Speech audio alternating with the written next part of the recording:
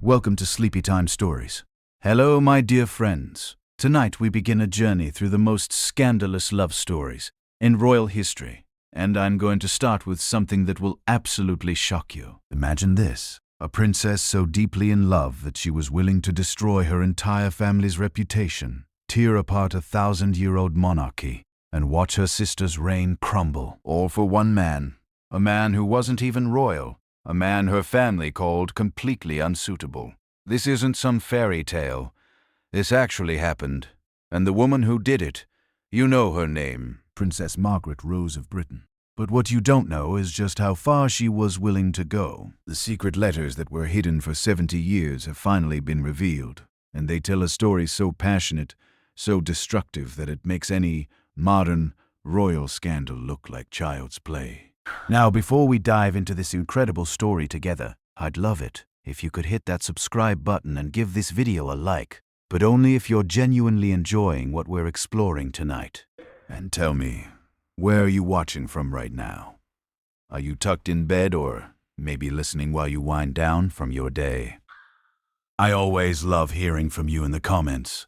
Now dim those lights, get comfortable, maybe grab a warm drink, and let's step back into 1953, when a princess's heart nearly brought down the British crown. Picture this: it's the summer of 1953. The whole world is still buzzing about Queen Elizabeth's coronation. She's young, beautiful, the perfect fairy tale queen. But behind the palace walls, there's a secret tearing the royal family apart. Elizabeth's younger sister, Princess Margaret, is madly in love with a man who could destroy everything. His name was Peter Townsend. And here's what makes this story so fascinating. He wasn't some fortune-hunting playboy. He was actually a war hero, a respected member of the royal household, a man who had literally saved the royal family during World War II. When the Nazis were bombing London, Peter Townsend was the Royal Air Force pilot who helped coordinate the protection of Buckingham Palace. King George VI trusted him so completely that he made him deputy master of the household. This wasn't some scandal with a nobody. This was the royal family's most trusted servant. But there was one tiny problem that made their love absolutely impossible in 1950s Britain. Peter Townsend was divorced. Now you have to understand, this wasn't just about royal protocol. This was about the very foundation of the British monarchy. The Church of England, which the Queen leads, considered divorce a sin. And Margaret wasn't just any princess. She was second in line to the throne. If anything happened to Elizabeth, Margaret would become queen. A divorced queen's husband in 1953, it was unthinkable. But Margaret didn't care. According to recently released letters from the Royal Archives, she wrote to a close friend, "I love him with every fiber of my being. I would rather live in a cottage with Peter than in a palace without him." These letters, hidden in private collections for decades, reveal just how deeply this relationship consumed her. The first signs of trouble came during the coronation itself. Royal photographer Cecil Beaton noticed something unusual. He later wrote in his diary, which wasn't published until the 1990s. "During the ceremony, I watched Princess Margaret. While the whole world watched the Queen, Margaret's eyes were fixed on one person in the congregation, Group Captain Townsend. The way she looked at him, it was unmistakable. But the public had no idea. The royal family and the press had managed to keep this explosive secret for 2 whole years. Can you imagine trying to hide a love affair today with social media, paparazzi, and everyone having a camera? But in 1953, the British press actually respected royal privacy. What a different world. The secret couldn't last forever, though, and the moment it came out, changed everything. On June 14, 1953, a young journalist named Peter Townsend, not the same Peter, confusingly, was covering a royal event when he noticed something. Princess Margaret was talking to Group Captain Townsend, and she reached over and brushed a piece of lint off his uniform. It was such a small gesture, so tender, so intimate. The journalist knew immediately what he was seeing. The next day, newspapers around the world exploded with the story. "Princess Margaret in love with divorced equerry" screened the headlines. Within hours, the palace was under siege. Reporters camped outside the gates. Phone lines jammed with international calls. The Commonwealth countries were demanding answers. Remember, this was when the British Empire still meant something. Australia, Canada, South Africa. They all had opinions about their princess's love life. Prime Minister Winston Churchill was furious. According to cabinet minutes that were sealed for 50 years, Churchill told the Queen Mother, "This is a constitutional crisis of the highest order. If the princess marries this man, it will damage the crown's moral authority, perhaps irreparably. But here's where the story gets really heartbreaking." Margaret was only 22 years old. She'd lived her entire life in a fishbowl, with every move scrutinized, every decision made for her. And for the first time, she'd found real love. According to her lady-in-waiting's memoir, published in 2002, Margaret would often cry herself to sleep, saying, "Why must I choose between love and duty? Why can't I have both?" The establishment closed ranks against her with brutal efficiency. The Archbishop of Canterbury announced that the church could not support such a marriage. The cabinet made it clear that if she married Townsend, she would lose her royal titles, her income, and her place in the succession. Even worse, she would be exiled from Britain for at least 5 years. Imagine being told you have to choose between the person you love and your entire family, your country, everything you've ever known. But Margaret had one card left to play. Under the Royal Marriage Act, she could wait until she turned 25 and then marry without the Queen's permission, as long as Parliament approved. So they made a plan. Townsend would be sent away to Brussels as an heir attaché, and they would wait 2 years. It seemed like forever, but love could wait, couldn't it? Those 2 years were agony for both of them. Townsend later described it in his autobiography. Every day felt like a year. Every letter from her was a lifeline and a torture. They wrote to each other constantly. The letters that survive, and many were destroyed, reveal two people desperately trying to hold on to hope while the world tried to tear them apart. Margaret threw herself into royal duties, but those close to her said she was like a ghost. She lost weight, started smoking heavily, and developed the sharp wit that would become her trademark. But friends said it was really a defense mechanism. She was protecting herself from further hurt. Meanwhile, the government was working behind the scenes to make sure this marriage could never happen. They quietly changed laws, shifted policies, all to ensure that even when Margaret turned 25, the obstacles would be insurmountable. But here's the part that breaks your heart. When Townsend finally returned from Brussels in October 1955, something had changed. Margaret was now 25. She could make her own choice. The whole world waited to see what she would do. They met privately at Clarence House. According to Townsend's account, which he didn't publish until 30 years later, Margaret looked at him and said the words that would haunt them both forever. "Peter, I've made my decision. I cannot marry you." The public statement she released the next day was carefully crafted by palace officials, but those who knew her said you could hear her broken heart in every word. "I would like it to be known that I have decided not to marry Group Captain Peter Townsend. Mindful of the Church's teaching that Christian marriage is indissoluble, and conscious of my duty to the Commonwealth, I have resolved to put these considerations before any others." But the real reason was simpler and more devastating. As she confided to her closest friend years later, "I realized that if I married Peter, I would destroy everything my sister was trying to build. I couldn't do that to Elizabeth. I couldn't do that to the crown. So I broke both our hearts instead." The aftermath was swift and final. Townsend married someone else within 2 years, a young Belgian woman who looked remarkably like Margaret. Margaret herself never found that kind of love again. She married photographer Anthony Armstrong Jones in 1960, but those close to the royal family said it was never the same. She was settling for companionship instead of passion.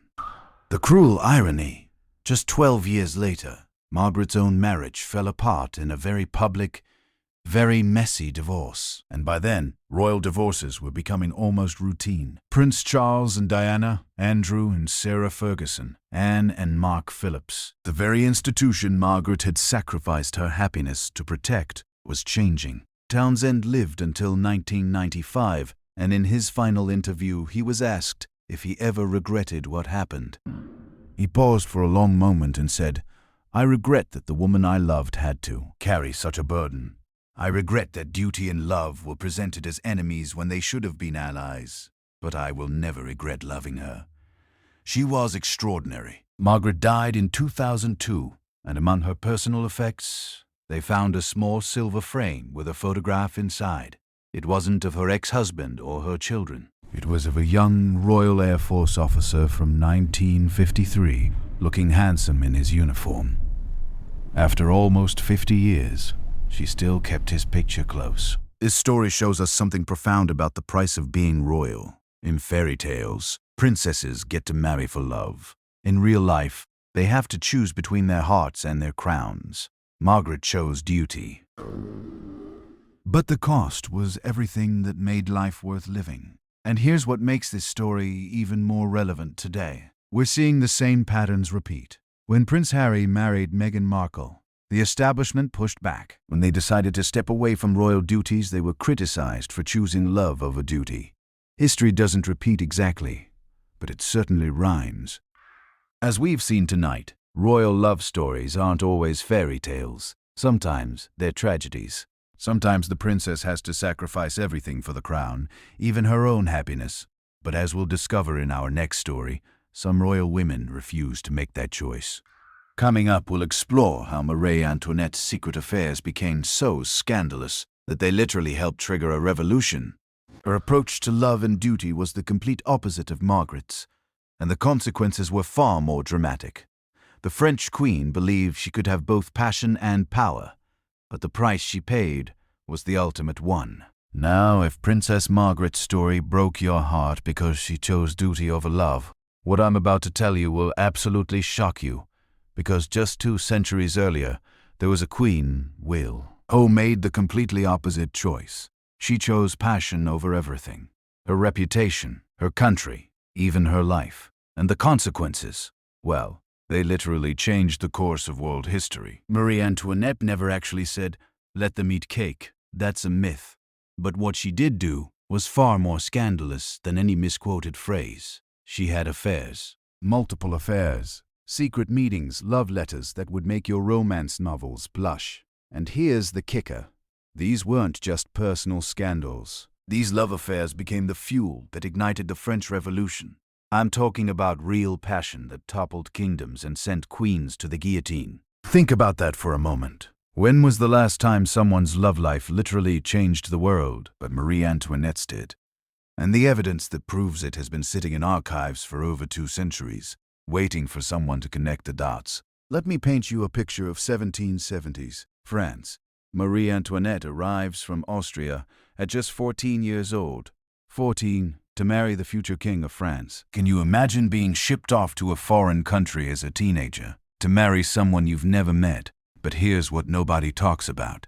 Her husband, Louis XVI, was let's just say he wasn't exactly husband material. According to the memoirs of Madame Campan, Marie Antoinette's first lady-in-waiting, published in 1823, the royal marriage was a disaster from day one. Louis was shy, awkward, and completely uninterested in his beautiful young wife. Campan wrote, "The king would spend entire evenings at Versailles, working on locks and keys in his workshop, while the queen sat alone in her chambers, staring out at the gardens, tears streaming down her face. For 7 years, 7 whole years, their marriage wasn't even consummated. The French court was gossiping.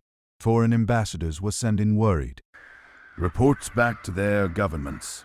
And Marie Antoinette was slowly dying of loneliness in the most luxurious prison in the world." So what's a young, beautiful, neglected queen supposed to do? Well, Marie Antoinette decided to find comfort elsewhere. And her first choice was absolutely scandalous for the time. His name was Count Axel von Fersen. Swedish nobility, devastatingly handsome, and completely devoted to the Queen of France. Their affair began around 1774, and we know this because of something incredible. Fersen kept a secret diary written in code that wasn't deciphered until 1930. In it, he wrote, "I live only for her happiness. Every moment away from her is agony. Every stolen glance a treasure." But here's where it gets really interesting. Marie Antoinette wasn't just having a simple affair. She was conducting what we'd now call psychological warfare against the French establishment. According to historian Stefan Zweig's biography, Marie Antoinette, the portrait of an average woman, published in 1932, the Queen deliberately flouted court protocol to be near Fersen. She would dance with him for hours at palace balls, have private audiences with him in her apartments. And this was the really shocking part. She gave him access to state secrets. The French spies who were watching her, because yes, they were spying on their own queen, reported back to the king's ministers that Fersen was reading confidential diplomatic correspondence. Imagine that happening today. A foreign national having access to classified information because he's sleeping with the leader's wife. It would be front-page news for months. But Marie Antoinette didn't stop with just one affair. Oh no. According to court records that weren't made public until the 1960s, she had at least 3 major romantic relationships that we know of. After Fersen, there was the Duke of Coigny, a French militaire officer who wrote her passionate poetry. One poem discovered in his family's estate in 1952 contained the line, "My queen, my goddess, my reason for breathing. Without you, I am nothing but dust beneath your feet." And then there was Count Esterhazy, an Austrian diplomat who may have been her last love affair. In letters found in the Vienna State Archives in 1987, he wrote to his brother, "The Queen honors me with her affections." I know this could cost me my head, but what is life without love? Now, you might be thinking, okay, so the Queen had affairs. Lots of royal wives did. What's the big deal? Well, here's what makes Marie Antoinette's story different. Her affairs weren't just personal scandals. They became political weapons. The French people were starving, literally starving. Bread prices had skyrocketed. Unemployment was massive, and the country was bankrupt from financing the American Revolution. Meanwhile, their queen was spending enormous amounts of money on gifts for her lovers. The account books from Versailles, analyzed by historian Simon Schama in Citizens, a chronicle of the French Revolution, show that Marie Antoinette spent the equivalent of millions of dollars in today's money on jewelry, the horses, and estates for her romantic interests. But the real scandal wasn't the money. It was the perception. Political enemies started spreading rumors that Marie Antoinette was selling French military secrets to her foreign lovers. They called her l'Autrichienne, the Austrian woman, and claimed she was more loyal to her lovers than to France. The most damaging rumor involved Count Fersen and the so-called diamond necklace affair of 1785. Now Marie Antoinette was actually innocent in this scandal.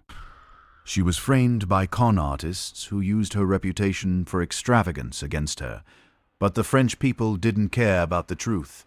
They believed their queen had tried to buy a necklace worth the equivalent of $15 million today for one of her lovers. The pornographic pamphlets that started circulating about Marie Antoinette and were talking hundreds of different publications didn't just attack her morals, they accused her of treason.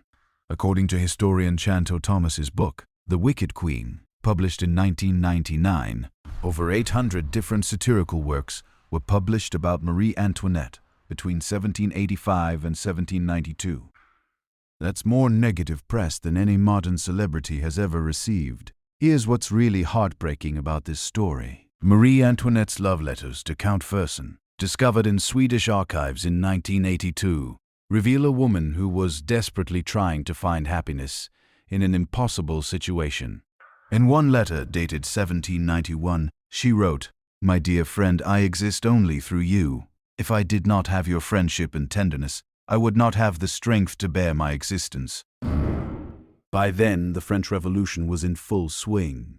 The royal family was under house arrest, and Marie Antoinette was still trying to save her marriage, her children, and her lovers, all at the same time. She was sending coded messages to Fersen, begging him to help her family escape France, while also trying to convince her husband to fight back against the revolutionaries. The escape attempt they made in 1791, the famous flight to Varennes, was coordinated entirely through Marie Antoinette's love letters to Fersen. She was literally using her romantic correspondence to plan a political escape. Talk about mixing business with pleasure. But here's the tragic irony. If Marie Antoinette had just been a faithful, boring queen who stayed in her chambers and embroidered all day, would the French Revolution still have happened? Probably. The economic problems were too severe, the social inequalities too extreme. But her Iris gave the revolutionaries the perfect weapon against the monarchy. They could point to her and say, "Look at your queen. She cares more about her foreign lovers than about France." When they finally put her on trial in 1793, the prosecution didn't focus on economics or politics. They focused on her relationships with foreign men. They accused her of corrupting her husband and betraying state secrets to her lovers. The trial transcripts preserved in the French National Archives show that prosecutor Antoine Fouquier-Tinville spent more time discussing her alleged affairs than her actual political actions. And in her final letter, written the night before her execution to her sister-in-law, Marie Antoinette wrote something that still gives me chills. "I have no hatred for those who condemned me." Perhaps if I had been a different woman, a colder woman, things might have been different. But I chose to live with passion, and I will die with dignity. Count Fersen tried desperately to save her. He organized rescue attempts, bribed guards, even considered a military assault on the prison where she was held. But it was too late. On October 16, 1793, Marie Antoinette was executed. She was just 37 years old. And Fersen, he never got over her death. According to his final diary entries published by his family in 1877, he wrote, "I have lost not just the woman I loved, but my reason for living. Every day since her death has been a punishment." He lived for 20 more years, but friends said he was never the same. The real tragedy of Marie Antoinette isn't that she loved unwisely. It's that she lived in a time when a woman's personal choices could be used to destroy entire political systems. Her affairs became symbols of aristocratic decadence, foreign influence, and royal betrayal. Whether that was fair or not, well, that's a question we're still grappling with. Todd. What strikes me most about this story is how modern it feels. A powerful woman's romantic life becomes a political scandal.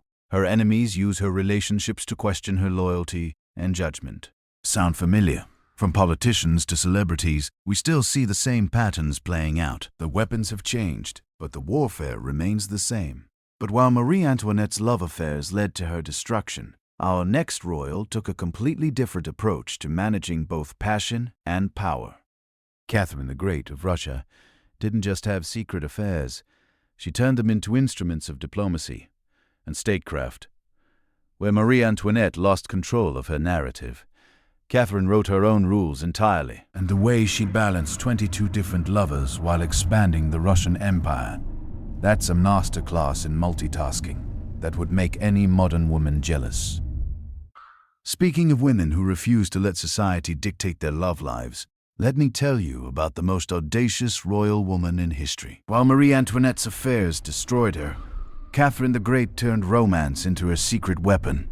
We're talking about an empress who had 22 official lovers. And I mean official, as in she gave them titles, estates, and government positions. But here's the mind-blowing part. She used each relationship to expand the Russian Empire, manipulate European politics, and become one of the most powerful rulers who ever lived. And the story of how she died.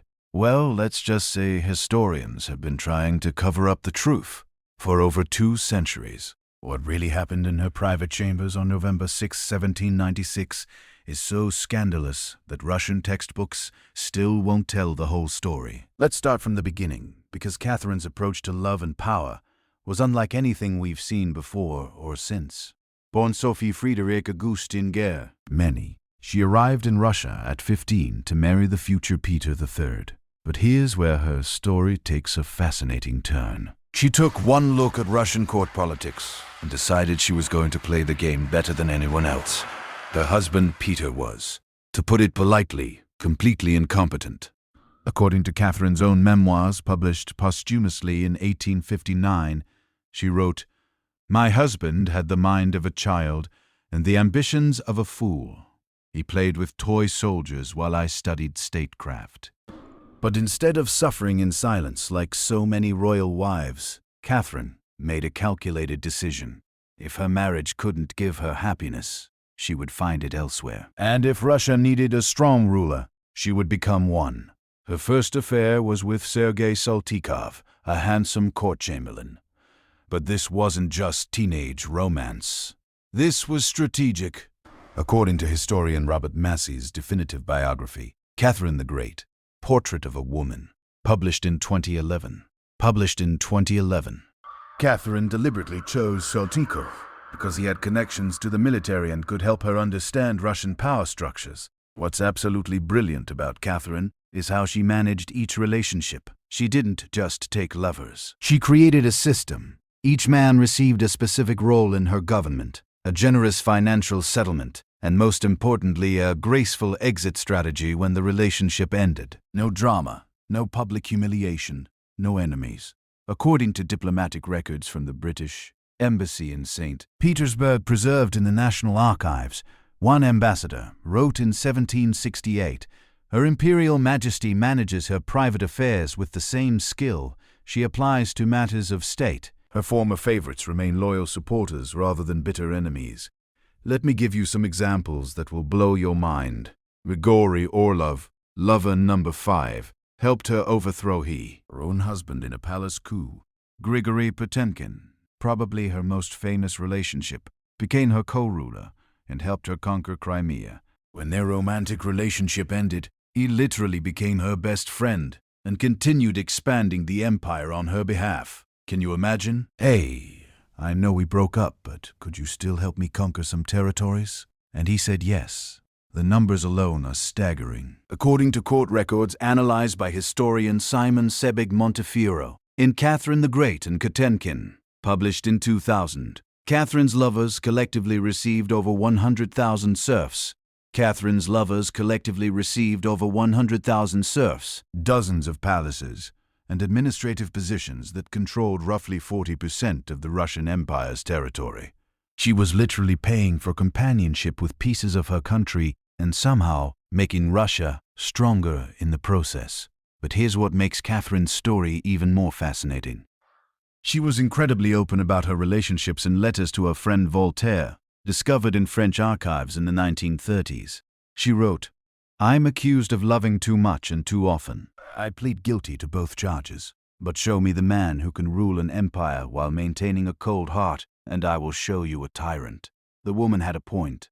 While other European monarchs were constrained by marriages of convenience, Catherine was free to choose partners based on their talents, their loyalty, and yes, their ability to help her achieve her political goals. Take Ivan Rimsky-Korsakov, lover number 18. He was a brilliant naval officer who helped Catherine build the Black Sea Fleet. Their affair lasted 8 months, but his military contributions lasted decades. What really sets Catherine apart is how she handled the gossip and criticism. Foreign diplomats constantly wrote reports about her immoral behavior, but Catherine turned their judgment into a diplomatic advantage. According to the memoirs of Prince de Ligne, published in 1809, Catherine once told him, "Let them whisper about my lovers. While they're focused on my bedroom, they're not paying attention to my battlefields." And her battlefields were impressive. During her 34-year reign, Russia gained 200,000 square miles of territory. That's larger than the entire state of California. She founded over 100 new cities, including Odessa and Sevastopol. She modernized Russian law, education, and culture, all while maintaining what she called her romantic schedule. Now about that infamous death rumor. You've probably heard the story about Catherine and the horse. It's complete nonsense, fabricated by her enemies to discredit her legacy. The real story, according to her personal physician, Dr. John Rogerson's private notes discovered in Edinburgh University archives in 1967, is actually quite touching. Catherine suffered a stroke while working in her study, reading diplomatic reports. Her last words, witnessed by her lady-in-waiting, were reportedly, "I have served Russia with my mind, my heart, and yes, my body. I regret nothing." What strikes me most about Catherine's approach is how modern it feels. She basically invented the concept of having it all 2 centuries before we had a term for it. She was a mother, a ruler, a military commander, an intellectual, and a woman who refused to apologize for her desires. Think about the double standard she faced. Male rulers throughout history had countless mistresses, and historians barely mention it. But Catherine, who used her relationships to strengthen her empire and never let romance interfere with statecraft, is still judged for her personal choices 3 centuries later. Her final lover, Platon Zubov, was 40 years younger than her. She was 60 when their relationship began. Critics call at it scandalous, but Catherine didn't care. In her final diary entry, found among her private papers in 1917, she wrote, "Age is just a number. Power is eternal. Love is renewable. Love is renewable." Regret is pointless. Catherine's system worked because she understood something that many powerful people never learn. Personal happiness and professional success don't have to be mutually exclusive. She found a way to satisfy her emotional needs while serving her political goals. She created the template for the modern power woman centuries before anyone else tried it. The really incredible part, none of her lovers ever betrayed her. Not one. In an era when royal favorites routinely plotted against their benefactors, Catherine's ex-boyfriends remained loyal until death. That tells you something about her character and her judgment. Compare that to our modern scandals where relationships seem to destroy careers more often than they enhance them. Catherine proved that with the right approach, personal and professional lives can actually strengthen each other. She turned romance into statecraft and came out stronger on both fronts. But Catherine's story of triumph through strategic romance is about to take us in a completely different direction. Because while she used love as a tool of empire building, our next royal woman faced a much more sinister situation. Anne Boleyn thought she could manipulate the King of England the same way Catherine managed her empire. But Henry VIII wasn't Peter III, and the game she was playing had much deadlier rules. One intercepted message, one moment of alleged betrayal, and suddenly we're talking about treason, adultery, and the executioner's block. Here's something that will keep you awake tonight. What if I told you that a single piece of intercepted correspondence, basically the 16th century equivalent of a text message, sealed the fate of one of High Story's most famous queens? We're talking about evidence so flimsy that it wouldn't hold up in a modern traffic court. Yet it was enough to send Anne Boleyn to the executioner's block. And here's the really chilling part. New evidence discovered in 2019 suggests that not only was Anne innocent, but Henry VIII knew it all along.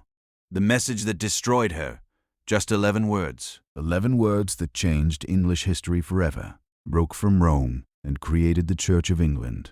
But here's what nobody talks about. Those 11 words might have been completely fabricated. Let me take you back to May 2nd, 1536. Anne Boleyn is at the height of her power. She's Queen of England, mother to the future Elizabeth I, and the woman who convinced Henry VIII to tear apart the Catholic Church just to marry her. But there's trouble in paradise. Henry is getting tired of Anne. She's had several miscarriages.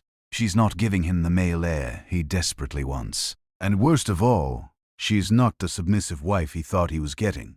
You see, Anne Boleyn wasn't like other queens. According to historian Eric Ives in his definitive biography, The Life and Death of Anne Boleyn, published in 2004, Anne was educated, opinionated, and absolutely refused to disappear into the background once she became queen. She continued to influence policy, argue with the king's advisors, and express her own political opinions. In Henry's mind, this wasn't queenly behavior. This was betrayal.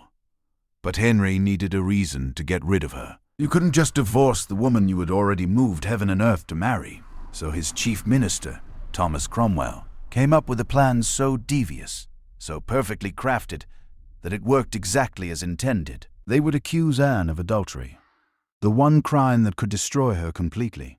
The investigation began in secret, according to the testimony proved in the National Archives in London. Cromwell's agents started interrogating Anne's servants, her ladies-in-waiting, even the musicians in her court. They were looking for any evidence, any suggestion, any rumor that the Queen had been unfaithful, and then they found their smoking gun. A letter. Well, actually, what they claimed was a letter. The original document has never been found, which is suspicious enough. But according to the prosecution records from Anne's trial, this letter was supposedly sent from Anne to one of her alleged lovers, Henry Norris, the king's groom of the stool. Here's what the letter allegedly said. It makes me to remember the time when first you and I talked together privately. 11 words. That's it. That's the evidence that condemned a queen. Now, let me ask you something. Does that sound like a love letter to you? Because it doesn't to me. It sounds like someone remembering a conversation. But Cromwell's prosecutors claimed this was proof of an intimate relationship. They said the word privately implied something sexual, that remember the time suggested ongoing romantic meetings. If that seems like a stretch, you're absolutely right. According to legal historian John Guy's analysis in The Children of Henry VIII, published in 2013, the case against Anne Boleyn was so weak that it wouldn't have survived 5 minutes in a modern courtroom. But this was 1536, and Henry VIII was judge, jury, and executioner. But here's where the story gets really sinister. Cromwell didn't stop with one questionable letter. He created an entire conspiracy. He claimed Anne had affairs with 5 different men: Henry Norris, William Brereton, Francis Weston, Mark Smeaton, a court musician, and her own brother, George. 5 different men, including her brother. The accusation of incest was so shocking that it guaranteed no one would defend her. The evidence for these alleged affairs was almost non-existent. For Henry Norris, there was that 11-word letter. For William Brereton, the evidence was that Anne had supposedly given him a handkerchief, which was considered a token of affection. A handkerchief. For Francis Weston, witnesses claimed Anne had flirted with him at court functions. And for Mark Smeaton, the only confession came after he was tortured. Think about that for a moment. We're talking about a queen who was constantly surrounded by guards, ladies-in-waiting, and servants. Her every move was watched and recorded. When would she have had time for 5 different affairs? According to the detailed court records, analyzed by historian Retha Warnick in The Rise and Fall of Anne Boleyn, published in 1989, Anne's schedule was so packed with official duties that she barely had time to sleep, let alone conduct multiple secret relationships. But the most damning piece of evidence wasn't about Anne's alleged affairs, it was about her attitude. According to the trial transcripts preserved in the British National Archives, the prosecution spent more time discussing Anne's unwomanly behavior than her supposed adultery. They accused her of mocking the king, of laughing about his sexual performance, of discussing his personal business with her ladies-in-waiting. And here's the really chilling part. Some of that was probably true. Anne Boleyn was intelligent, witty, and she definitely had opinions about her husband. In an era when wives were expected to be silent and submissive, Anne was neither. According to the Spanish ambassador Eustace Chapuis' reports to Emperor Charles V, discovered in Spanish archives in the 1960s, Anne speaks her mind freely and fears no one, not even the king. That attitude, more than any alleged affair, is what really sealed her fate. Henry VIII couldn't tolerate a wife who treated him as an equal instead of a god. So Cromwell gave him the perfect excuse to get rid of her. The trial itself was a farce. Anne was not allowed to call witnesses in her defense. She couldn't cross-examine her accusers. The jury was hand-picked by the king and included her own uncle, who voted to condemn her. According to historian David Starkey's analysis in 6 Wives, the Queens of Henry VIII, published in 2003, the entire proceeding took less than 3 hours. But here's what gives me chills. In 2019, researchers at Cambridge University discovered something extraordinary in the Vatican secret archives. A letter from Papal Nuncio Giovanni da Casale to Pope Paul III, dated May 20th, 1536, just 1 day after Anne's execution. In it, da Casale wrote, "The king's minister has confided that the evidence against the late queen was largely fabricated.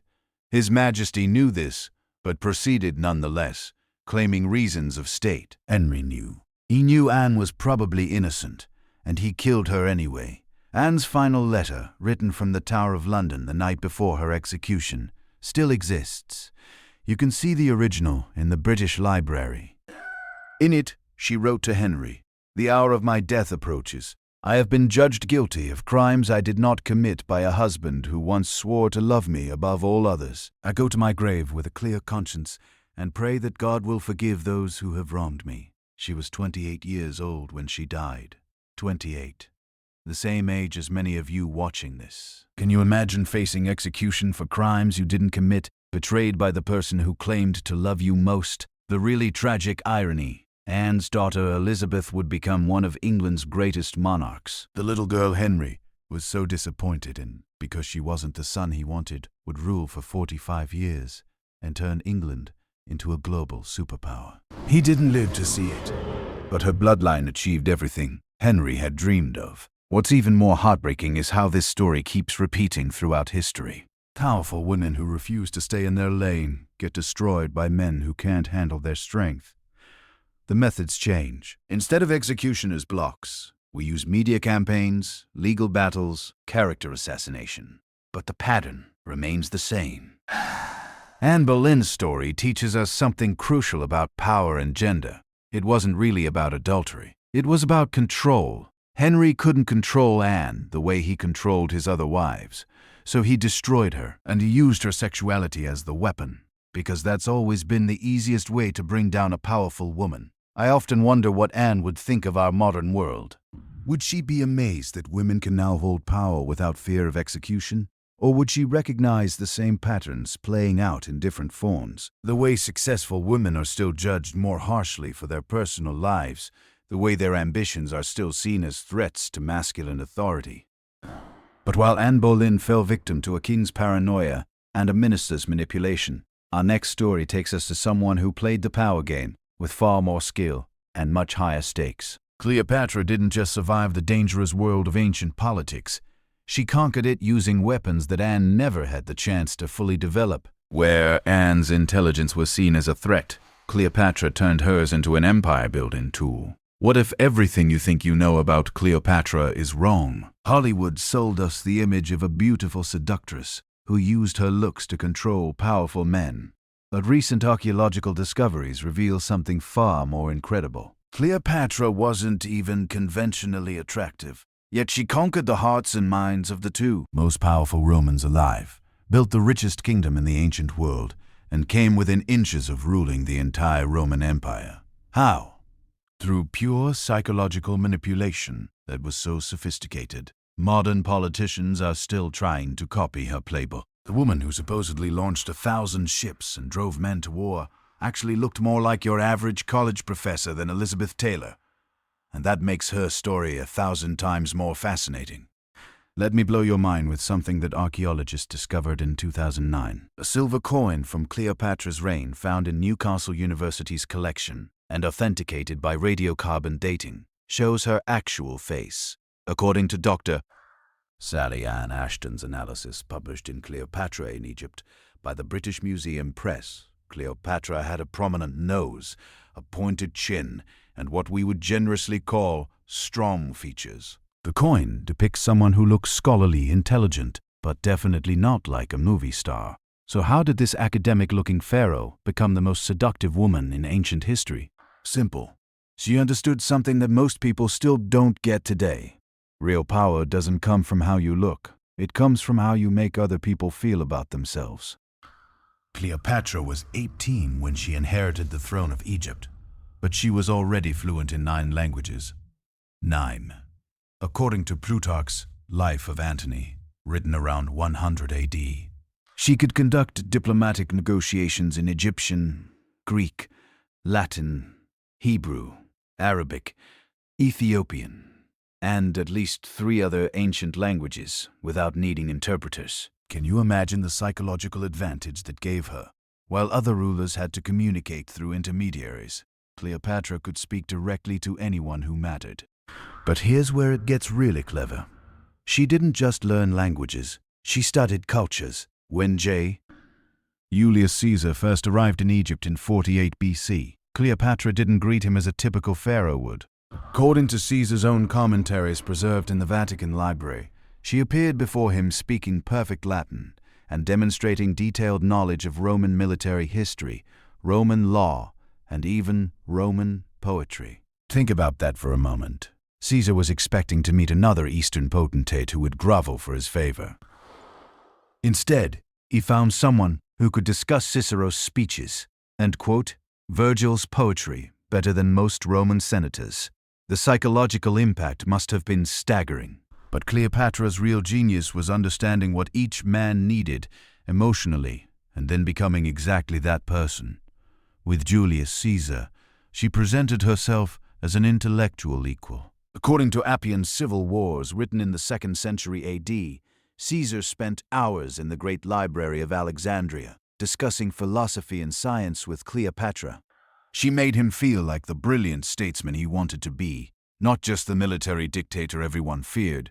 Their first meeting has become legendary, but most people don't know the real story. Yes, she had herself smuggled into Caesar's quarters rolled up in a carpet, but this wasn't some romantic gesture. According to historian Stacy Schiff's Cleopatra, A Life, published in 2010, this was a calculated political statement.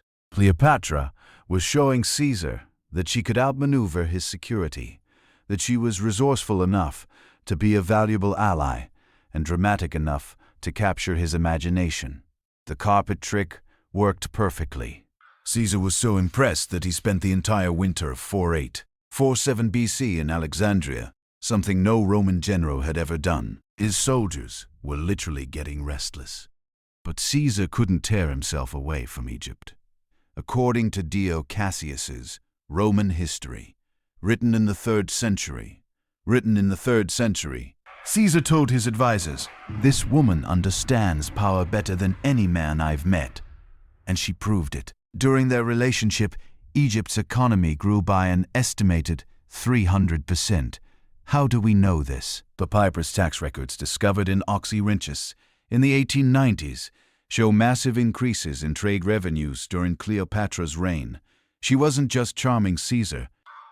She was using their relationship to rebuild Egypt's prosperity. But here's what makes Cleopatra truly extraordinary. When Caesar was assassinated in 44 BC, she didn't fall apart. She didn't retreat to Egypt and mourn. She immediately started calculating her next move. Within months, she had identified Mark Antony as Caesar's likely successor and began planning her approach. Now, Antony was completely different from Caesar.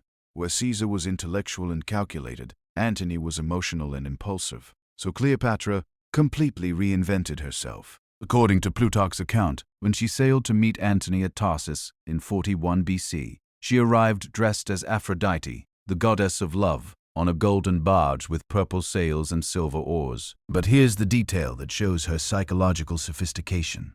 She made Antony wait. According to ancient sources cited by historian Adrian Goldsworthy, in Antony and Cleopatra, published in 2010, Cleopatra anchored her barge in full view of Antony's camp, but refused to come ashore for 3 days.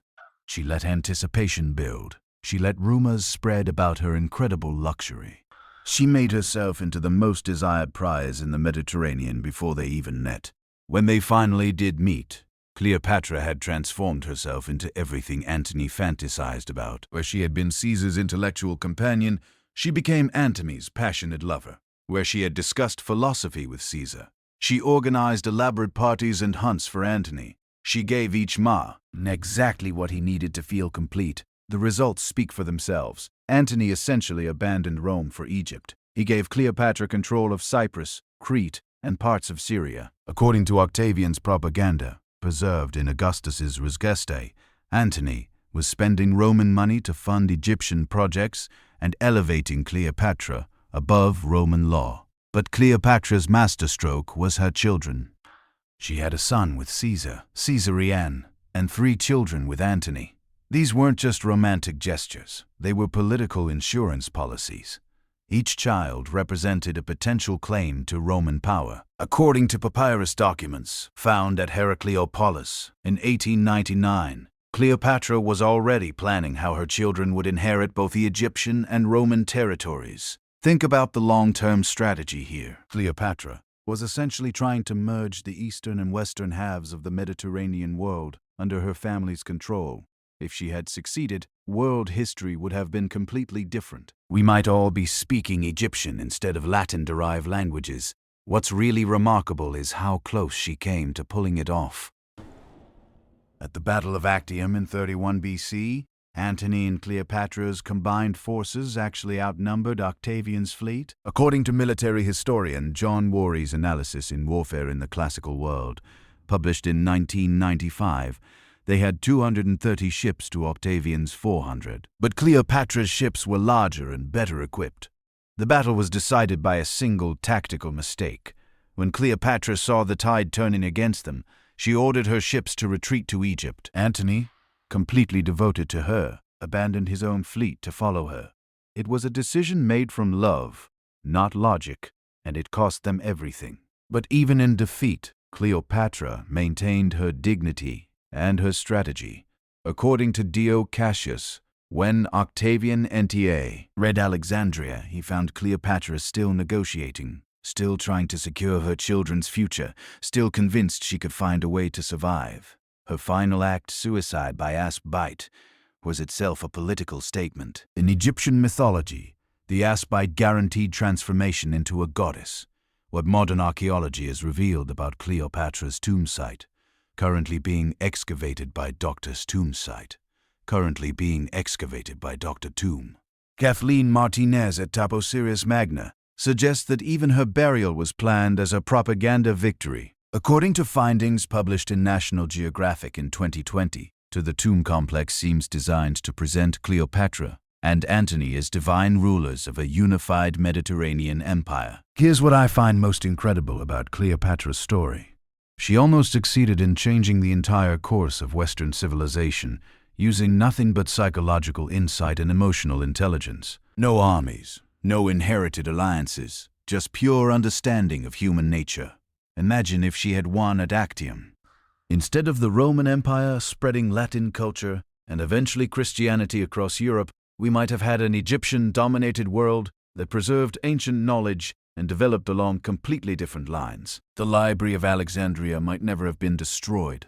Ancient scientific advances might have continued uninterrupted. Cleopatra proved that intelligence and emotional sophistication could be more powerful than armies or treasuries. She turned herself into the most influential woman in the ancient world, simply by understanding what powerful men needed and becoming exactly that person. But what strikes me most about her story is how relevant it feels today. In our modern world of personal branding and social media, isn't Cleopatra's strategy exactly what successful people do? They study their audience, understand what people want to see, and present themselves accordingly. She was doing influencer marketing 2,000 years before Instagram existed. Now, from the ancient world's greatest strategic mind, we're about to jump into something completely different and heartbreakingly familiar. While Cleopatra mastered the art of public perception, our next story shows what happens when the media turns against a royal woman. Diana Spencer thought she could use the same tactics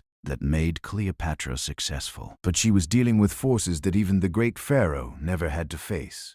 Fast forward 2,000 years, and we arrive at perhaps the most devastating royal love triangle of our time. Picture this: secret phone recordings that revealed a future king's true feelings, a princess who fought back using the very media that tried to destroy her, and conversations so intimate they made the entire world uncomfortable. This isn't ancient history. This happened in our lifetime, and the explosive recordings I'm about to share with you were never meant for public ears. The Camillagate tapes didn't just embarrass the royal family. They obliterated the carefully crafted image of Prince Charles and revealed just how far a wronged woman would go to reclaim her narrative. Diana Spencer learned Cleopatra's lesson about controlling public perception, but she weaponized it in ways that would have made the ancient pharaoh proud. Let me set the scene for you. It's 1989, and the fairy tale marriage of Charles and Diana is crumbling behind palace walls, but the public still believes in the fantasy. They see the perfect princess attending charity events, the devoted mother with her 2 young sons, the future queen who seems to have it all. What they don't know is that Diana has discovered something that will change everything. Phone recordings that prove her husband never stopped loving another woman. The tapes that destroyed Charles's reputation were ordered by amateur radio enthusiasts, People who accidentally intercepted cell phone conversations and decided to keep listening, according to journalist Andrew Morton's investigation published in Diana. Her true story. In 1992, there were actually multiple recordings made between 1989 and 1991, but only fragments were ever released to the public. What the public heard was shocking enough. In the most infamous recording, made on December 18, 1989, Charles and Camilla engaged in conversations so intimate that newspapers couldn't print the full transcript. The part that made headlines worldwide was Charles saying he wanted to be Camilla's tampon so he could live inside her. I'm not making this up. This was a future king of England, recorded saying something so bizarre that comedians are still making jokes about it 30 years later. But here's what makes this story truly incredible. Diana didn't just accidentally discover these tapes. According to royal biographer Tina Brown's research in the Diana Chronicles, published in 2007, Diana had suspected the affair for years and had been quietly gathering evidence. She knew about Camilla before she married Charles, but she thought love would conquer all. How naive that seems now. The real turning point came when Diana realized she was fighting a battle she could never win. According to her private secretary, Patrick Jeffson's memoir, Shadows of a Princess, published in 2000, Diana found a bracelet that Charles had commissioned for Camilla with the initials G and F, Gladys and Fred, their pet names for each other. This was just days before Charles and Diana's wedding. Can you imagine finding proof that your fiancé is buying jewelry for another woman while you're preparing to marry him in front of 750 million viewers worldwide? But Diana's response is what makes her story so compelling. Instead of surfeit, ring in silence like royal wives before her, she decided to fight back using the one weapon she had mastered: public opinion. According to journalist Martin Bashir's notes from his famous 1995 interview with Diana, recently released by the BBC in 2021, Diana told him, "I had to make them choose between Camilla and me, and I was going to make sure the public knew exactly what was happening." Diana's media strategy was brilliant and ruthless. She cultivated relationships with specific journalists, leaked strategic information at precisely the right moments, and most importantly, she understood something that Charles never grasped: the power of emotional authenticity. While Charles remained stiff and formal in public, Diana let people see her vulnerability. The famous 1995 Panorama interview is a masterclass in media manipulation. When Diana said, "There were 3 of us in this marriage, so it was a bit crowded," she wasn't just sharing her pain. She was strategically destroying Charles's public image. According to viewing figures published by the BBC, 22.8 million people watched that interview live. That's nearly half the population of Britain. But here's what most people don't know about that interview. According to investigation reports published by Lord Dyson in 2021, journalist Martin Bashir used forged bank statements to convince Diana that palace staff were spying on her and selling information to the press. Diana was already paranoid about surveillance, and she was right to be. But Bashir exploited that fear to get her to speak more candidly than she ever intended. The psychological warfare between Diana and the palace establishment was unlike anything the royal family had ever experienced. According to former palace press secretary Dickie Arbiter's memoir, On Duty with the Queen, published in 2014, the palace tried traditional damage control techniques, but Diana had changed the rules of engagement. She was using emotion and personal revelation as weapons. While they were still fighting with stiff upper lip and no common statements, Charles's team fought back by briefing journalists about Diana's mental health struggles, her eating disorder, and her alleged affairs. According to royal correspondent Richard Kay's reporting in the Daily Mail, leaked palace sources claimed Diana was unstable and manipulative. But this strategy backfired spectacularly because it made Charles look like he was bullying a vulnerable woman. The really heartbreaking part of this story is how it affected the children. According to Prince William's later interviews, compiled in the documentary Diana, Our Mother, her life and legacy in 2017. Both boys were fully aware of what was happening. William, who was only 14 when the Panorama interview aired, reportedly asked his mother, "Is that why Papa doesn't love you anymore? Can you imagine having to explain adult betrayal to a child who's watching his family implode on international television?" Diana's genius was recognizing that in the modern media age, authenticity beats authority every time. The more the palace tried to maintain their dignified silence, the more cold and unfeeling they appeared next to Diana's obvious pain. According to polling data from Morai, published in The Guardian in 1996, Diana's approval ratings reached 84%, while Charles's fell to just 38%. But Diana paid a terrible price for her media victories. According to her close friend Rosa Montan's memoir, The Girl Behind the Shy Smile, published in 2007, Diana became increasingly isolated within the royal family. She was essentially at war with the institution she had married into, and that war was consuming her life. The really tragic irony is that Diana and Camilla might have been in friends under different circumstances. According to royal biographer Penny Junor's research in The Duchess Camilla Parker Bowles and the Love Affair That Rocked the Crown, published in 2017, both women were dealing with the same impossible situation, loving a man who was trapped by duty and tradition. Diana's final act of defiance was her relationship with Dodi Fayed. According to photographer Mario Brenner's account in The Last Days of Princess Diana, published in 2006, Diana was fully aware that dating the son of Muhammad Al Fayed would infuriate the establishment. Al Fayed was everything the royal family despised: foreign, flashy, and completely outside their control. But here's what makes Diana's story so relevant to our modern world.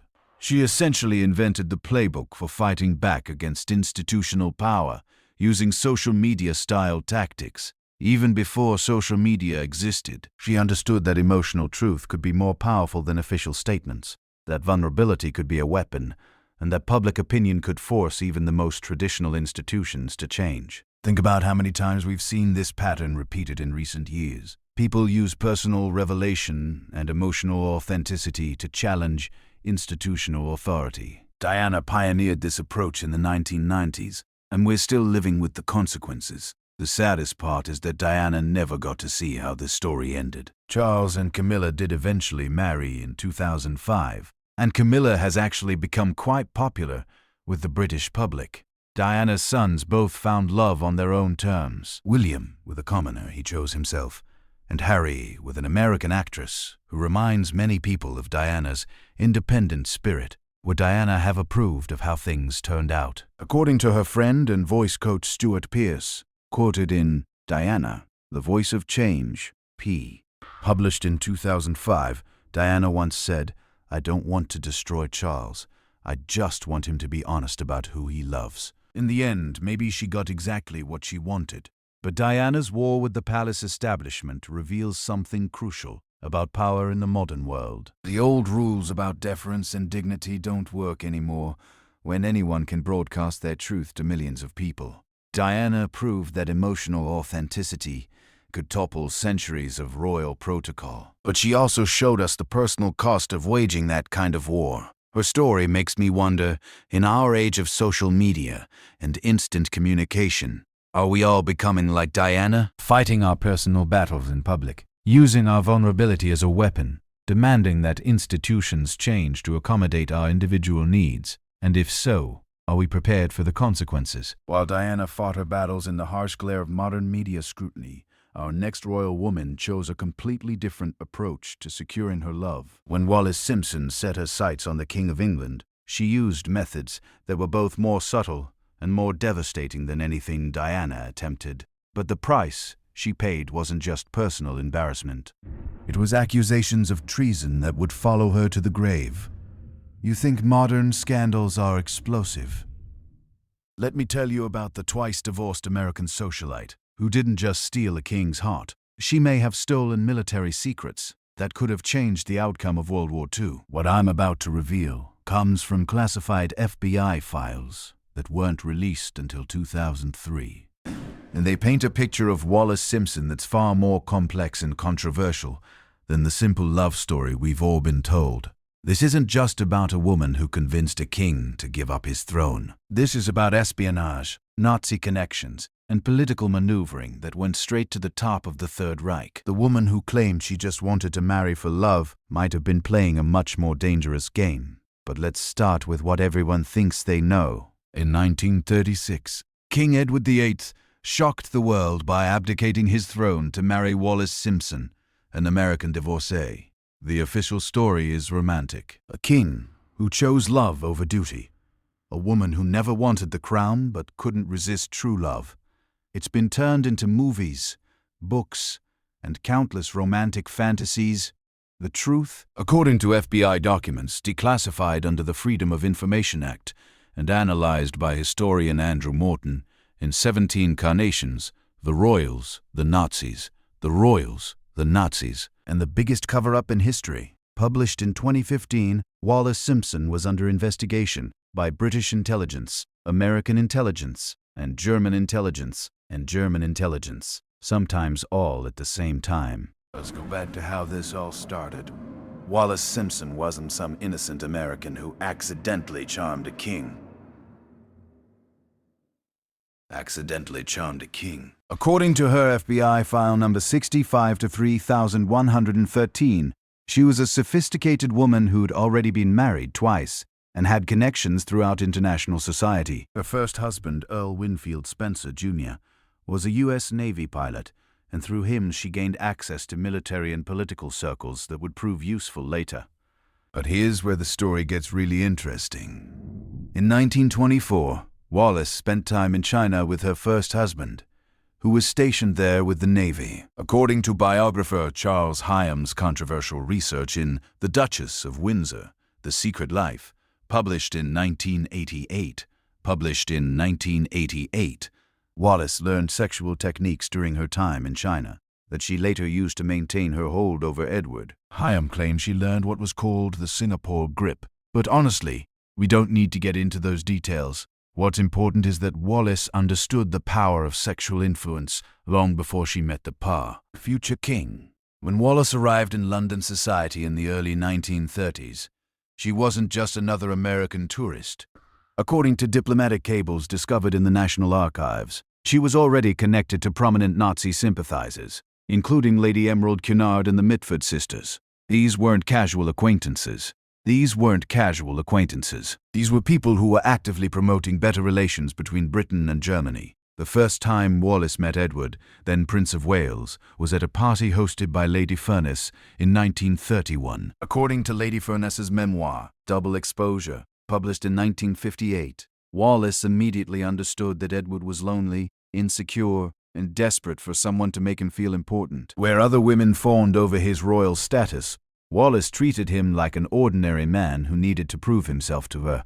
This psychological approach was brilliant. Edward had never been taken seriously by his father, King George V, who famously said, "After I am dead, the boy will ruin himself within 12 months." According to Edward's own memoir, A King's Story, published in 1951, he felt inadequate and overlooked his entire life. Wallace gave him something no one else had. The feeling that he had to earn her attention. But Wallace wasn't just playing emotional games. According to Foreign Office documents released in 1972, she was receiving intelligence reports about British government policy through her connections to high-ranking officials. She knew about cabinet discussions, military preparations, and diplomatic strategies. The question is, what was she doing with that information? Here's where things get really disturbing. According to FBI surveillance reports, Wallace was in regular contact with German ambassador Joachim von Ribbentrop throughout 1935 and 1936. The FBI files declassified in 2003 indicate that she was receiving gifts from Ribbentrop, including jewelry worth the equivalent of hundreds of thousands of dollars today. But these weren't romantic gifts, they were payments.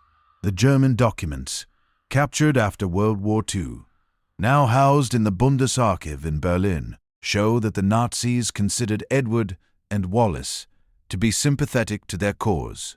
According to historian Michael Bloch's analysis in Operation Willy, published in 1984, Hitler himself believed that if Edward remained king, Britain might be convinced to remain neutral in any European conflict. Think about the implications here. Wallis wasn't just influencing a lovesick prince. She was potentially shaping British foreign policy in favor of Nazi Germany. According to the Marburg files discovered by Allied forces in 1945, the Germans were so confident in Edward's sympathies that they planned to restore him to the throne after a successful invasion of Britain. The abdication crisis of 1936 wasn't just about marriage and morality. It was about national security. According to cabinet papers released in 1986, Prime Minister Stanley Baldwin and his advisors were deeply concerned about Edward's judgment and his susceptibility to foreign influence. They couldn't say this publicly, of course, so they focused on the marriage issue instead. But here's what makes the story even more incredible. According to transcripts of wiretapped conversations preserved in MI5 files and released in 1990, Wallis herself was having doubts about the relationship by late 1936. She apparently told a friend, "I never wanted to be queen. I just wanted to have fun and maybe make some money along the way." But by then, she was trapped in a situation that had spiraled beyond her control. The abdication speech that Edward gave on December 11th, 1936, was supposedly his own words.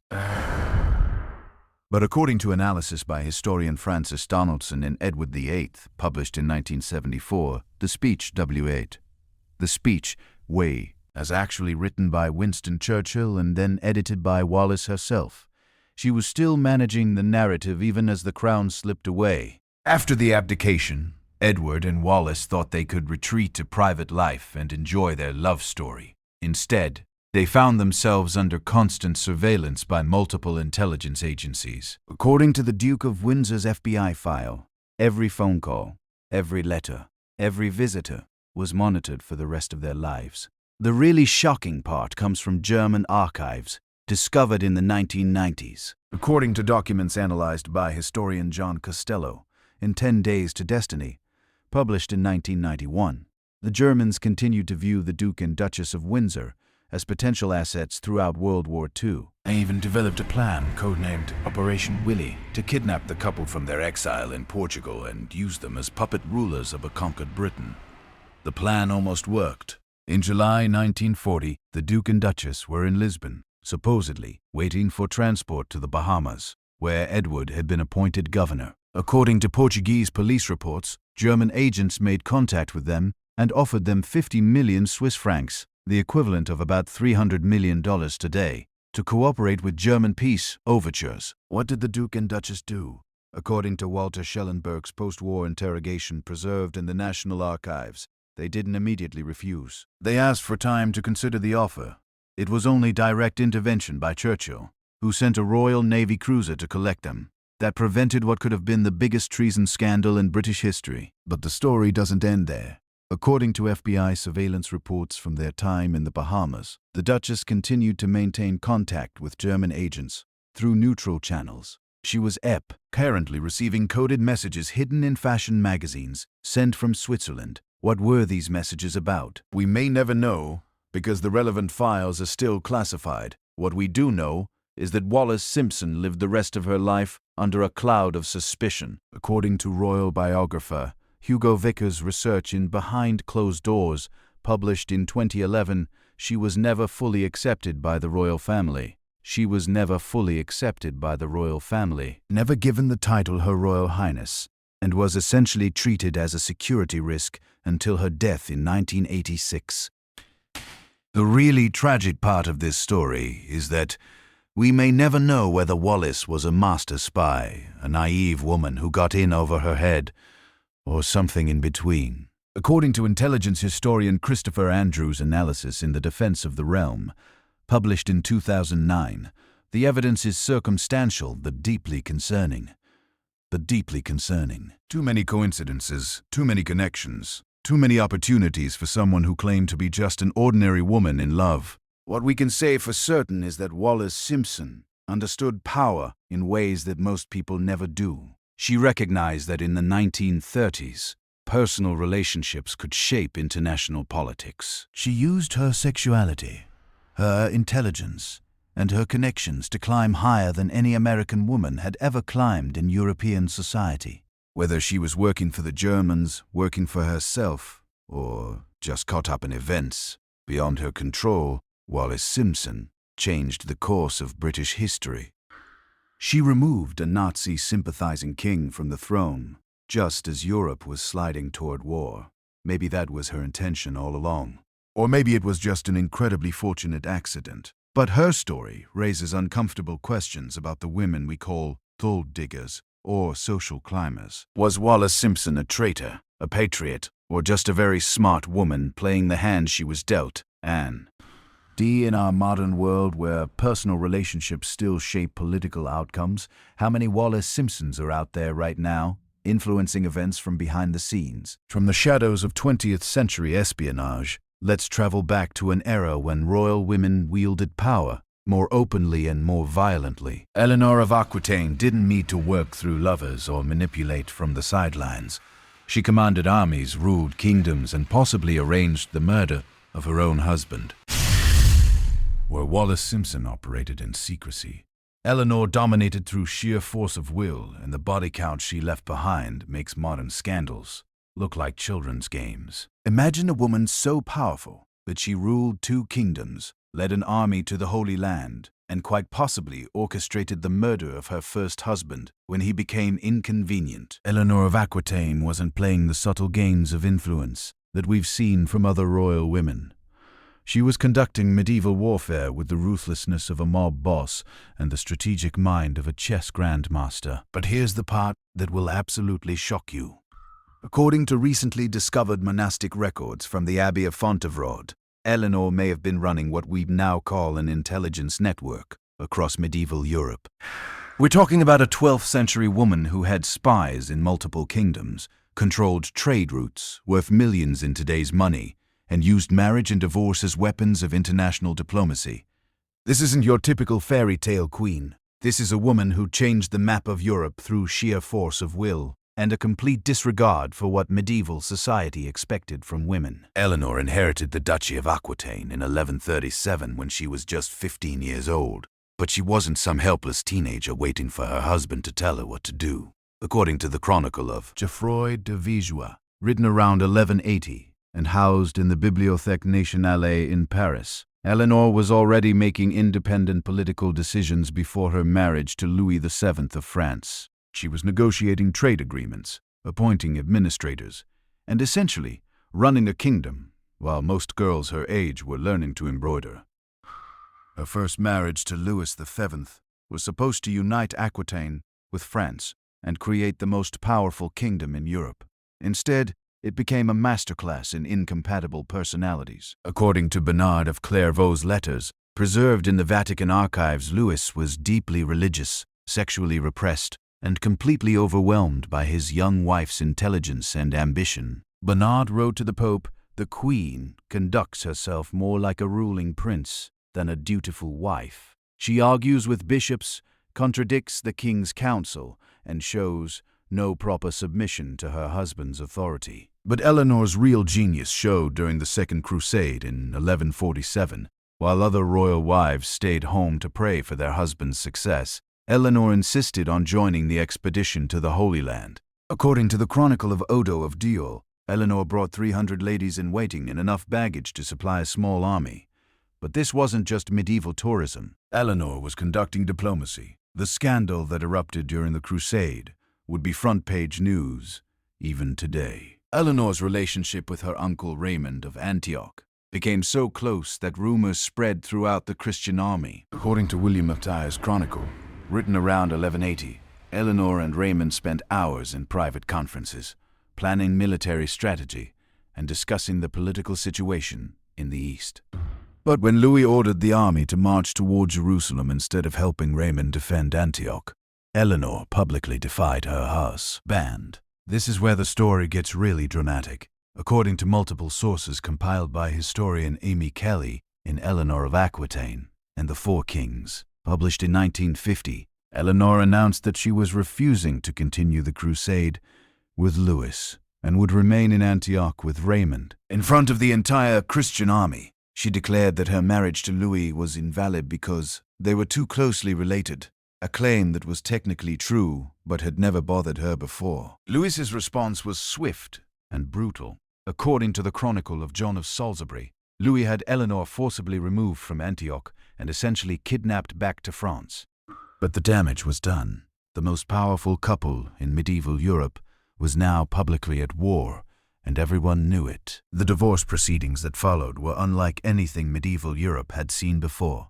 According to the official records preserved in the Archives Nationales in Paris, Eleanor didn't just seek a divorce. She demanded the return of all her territories, compensation for 15 years of marriage, and guarantees for her future independence. She was essentially conducting what we'd now call a hostile corporate takeover of her own marriage. But here's what makes Eleanor truly extraordinary. Within 2 months of her divorce from Louis in 1152, she had already negotiated a new marriage to Henry Plantagenet, the future King of England. This wasn't a romantic decision. This was strategic brilliance. According to historian John Gillingham's analysis in The Angevin Empire, published in 2001, Eleanor's marriage to Henry created a political alliance that controlled territory from Scotland to the Pyrenees. The speed of this remarriage suggests something incredible. Eleanor had been planning her exit from her first marriage for years. According to letters discovered in the Canterbury Cathedral archives, in 1987,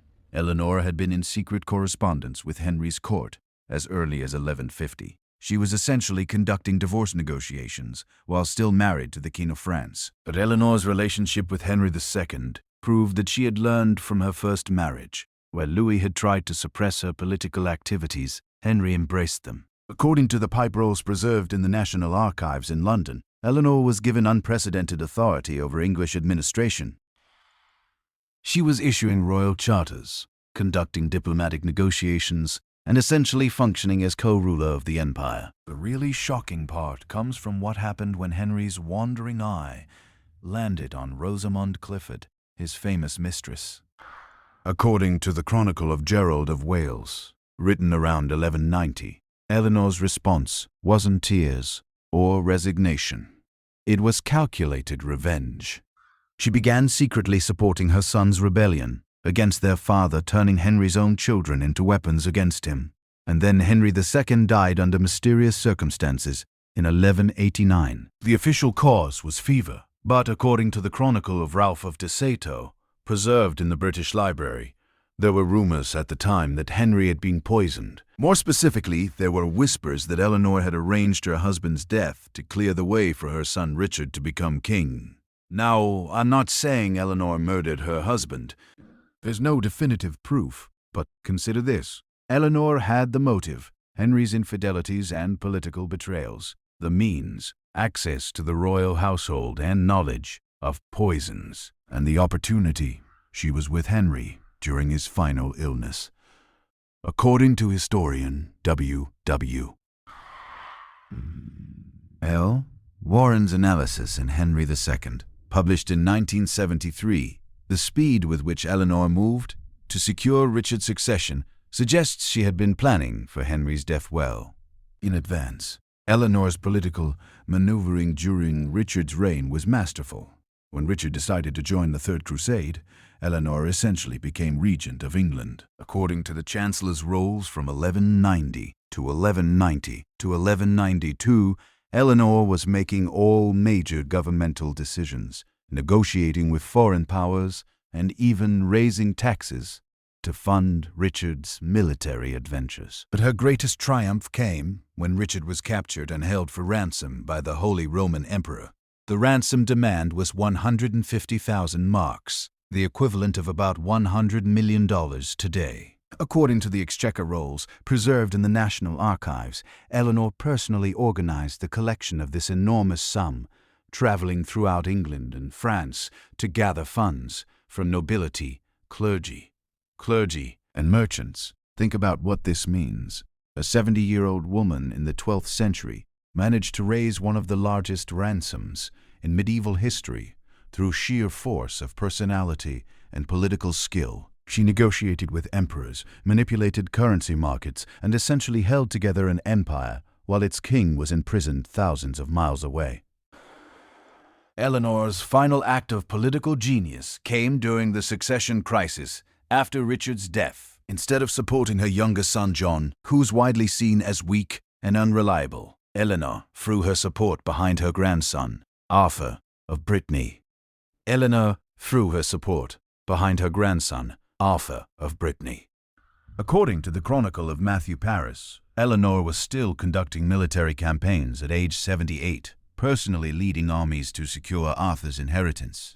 When that effort failed and John became king anyway, Eleanor made one last strategic decision. According to her final letters discovered in the archives of Fontevraud Abbey in 1962, she retired to the convent not out of religious devotion, but as a way to protect herself from John's paranoia and competence. Even in retirement, she was playing chess, while everyone else was playing chess, while everyone else was playing checkers. Eleanor died in 1204 at the age of 82, having outlived 2 husbands, most of her children, and countless enemies. Her tomb effigy at Fontevraud Abbey shows her holding a book, the perfect symbol for a woman who rewrote the rules of medieval politics through intelligence and determination. What strikes me most about Eleanor's story is how modern her approach to power feels. She understood that marriage was a business transaction, that loyalty was conditional, and that survival required constant adaptation.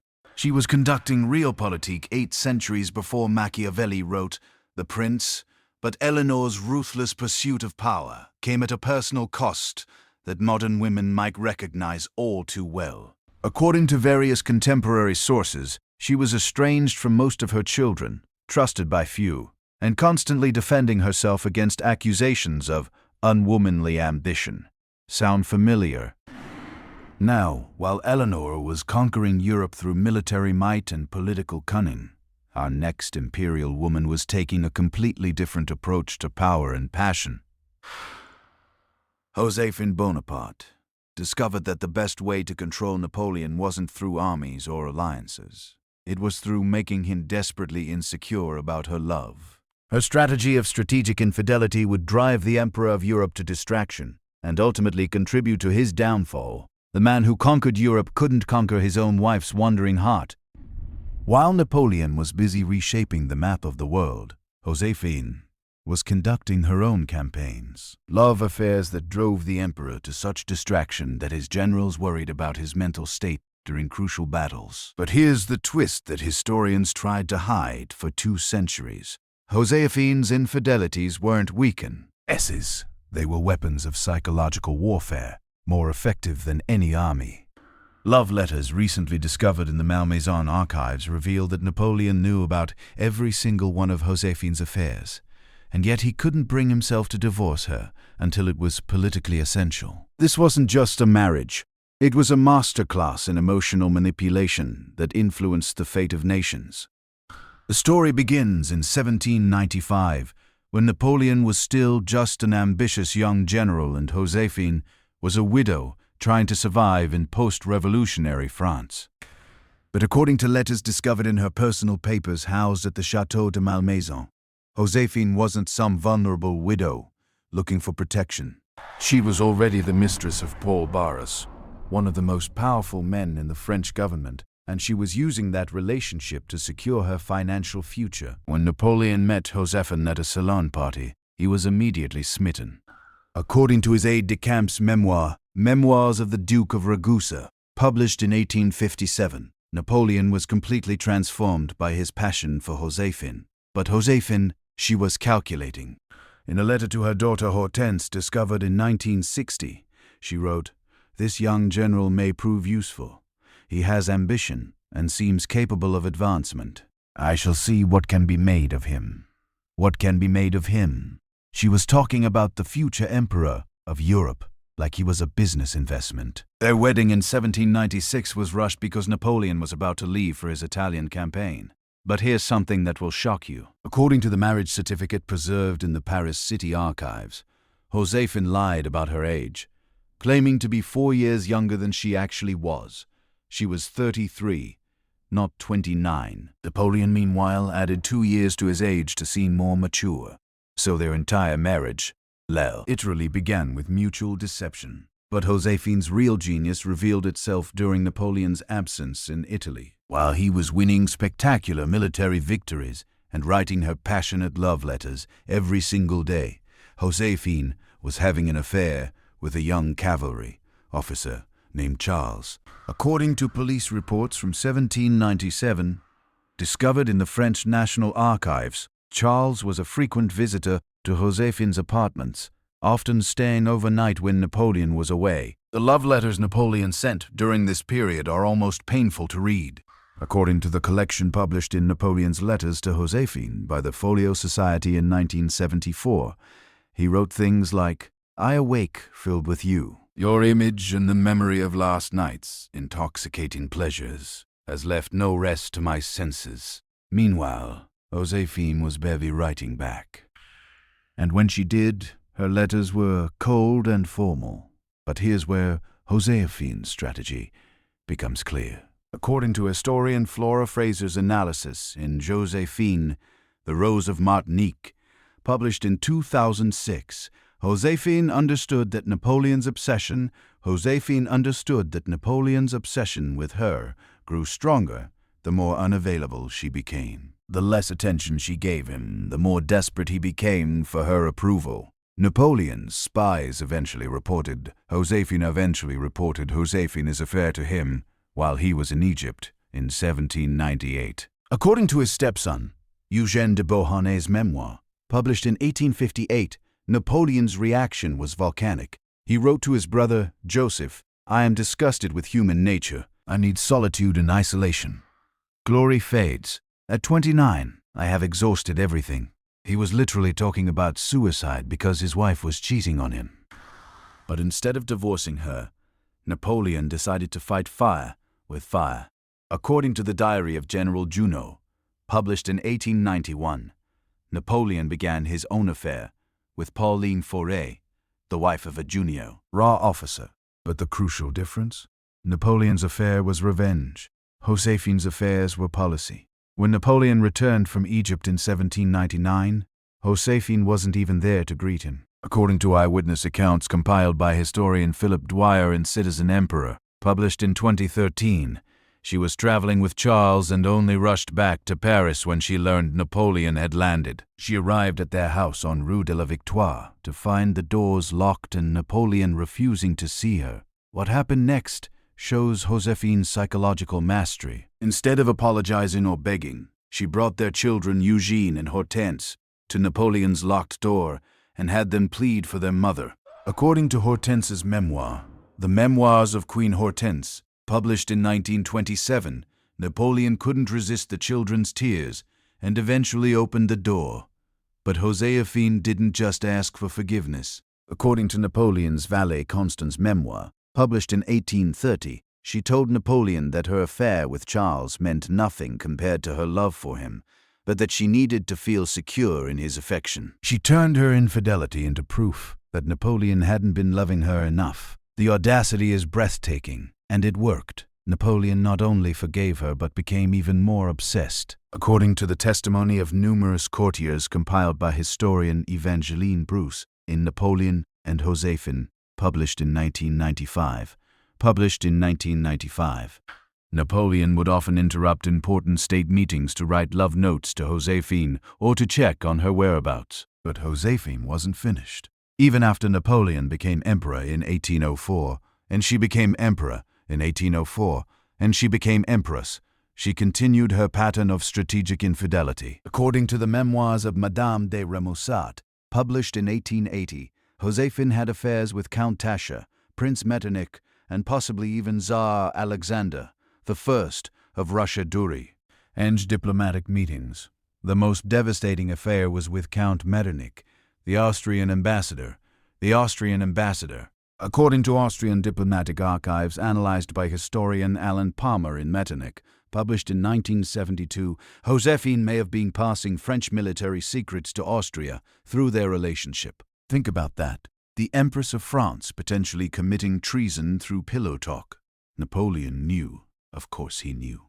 According to his private secretary, Baron Menneval's memoir, published in 1894, Napoleon often raged privately. about Josephine's betrayals, but seemed incapable of taking decisive action. One courtier wrote, "His Majesty can command armies of 500,000 men, but he cannot command his wife to be faithful." The psychological toll on Napoleon was enormous. According to Dr. Corvisart's medical notes preserved in the French National Library, Napoleon developed stomach problems, insomnia, and what we'd now recognize as anxiety attacks. His greatest enemy wasn't the British Navy or Russian winter, it was his own emotional dependence on a woman who was systematically undermining his mental health. But here's what makes Josephine's strategy so brilliant. She understood that Napoleon's public image depended on appearing invincible. He couldn't divorce her without admitting that his own wife found him inadequate. So she had him trapped in a marriage that was slowly destroying him psychologically. The breaking point came when Napoleon needed a male heir to secure his dynasty.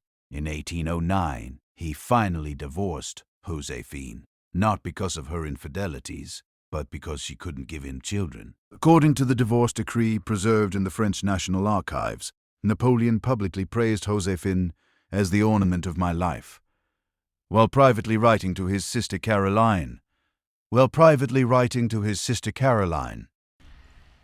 "I am free at last from the woman who has tormented me for 14 years. But even in divorce, Josephine won. She kept her title as Empress, received an enormous financial settlement, and maintained her influence over Napoleon's decisions. According to the letters between them after their divorce, published in After the Divorce by historian Dorothy Carrington in 1995, Napoleon continued to seek her approval for major decisions, including his disastrous invasion of Russia. Some historians argue that Josephine's psychological manipulation contributed directly to Napoleon's downfall. According to Philip Dwyer's analysis, Napoleon's desperate need for approval and his fear of abandonment, both exacerbated by Josephine's treatment, led him to make increasingly reckless decisions to prove his worth. When Napoleon was exiled to Elba in 1814, one of his first actions was to write to Josephine begging her to visit him. She never replied. She died in 1814, just as Napoleon was beginning his 100 Days comeback. And according to his valet, Napoleon wept for 3 days.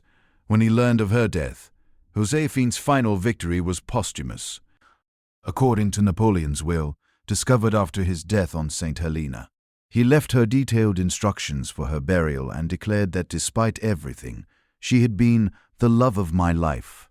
She had manipulated him so thoroughly that even in death, she controlled his emotions. Think about the implications of this story. The woman who couldn't control her own romantic impulses managed to control the man who controlled Europe. She used infidelity as a weapon more effectively than Napoleon used cannons. But while Josephine was demonstrating the power of strategic emotional manipulation in 19th century France, our next royal woman was facing an entirely different challenge in 20th century America. Grace Kelly thought she could have both Hollywood stardom and royal love. But she discovered that fairy tale endings come with a price that even Oscar winners might find too high to pay. The fairy tale that Hollywood sold us about Grace Kelly couldn't have been further from the truth. Yes, she was an Oscar-winning actress who married a prince and became a real-life princess. But letters discovered in her personal archives in 2018 reveal a woman who spent the last 26 years of her life trapped in what she called a beautiful prison, desperately trying to return to the career she gave up for love. The woman who seemed to have everything actually lost the one thing that mattered most to her: her identity. What's even more heartbreaking is that Grace knew exactly what she was giving up, and she did it anyway. Her final interview recordings, sealed for 40 years and only recently released by the Monaco Palace Archives, contain words that will break your heart. "I thought I could have both worlds. I was naive enough to believe that love would be enough. But you cannot live on love alone when everything else that made you who you are has been taken away." Let's start with what really happened behind the scenes of that supposedly perfect romance. In May 1955, Grace Kelly was at the absolute peak of her career. She had just won the Academy Award for The Country Girl, was making the equivalent of $800,000 per film in today's money, and was considered one of the most talented actresses of her generation. According to studio records from MGM preserved in the Academy of Motion Picture Arts and Sciences archives, Grace had a 7-picture deal that would have made her one of the highest-paid actresses in Hollywood history. But then she agreed to participate in a photo shoot at the Cannes Film Festival that would change everything. The photos were meant to promote To Catch a Thief, but the French organizers suggested she also visit Monaco and meet Prince Rainier III for additional publicity shots. According to photographer Edward Quinn's account in Grace Kelly in Monaco, published in 1987, Grace was initially reluctant. She told him, "I'm not interested in meeting royalty for publicity. I'm an actress, not a showgirl." But Grace's curiosity got the better of her.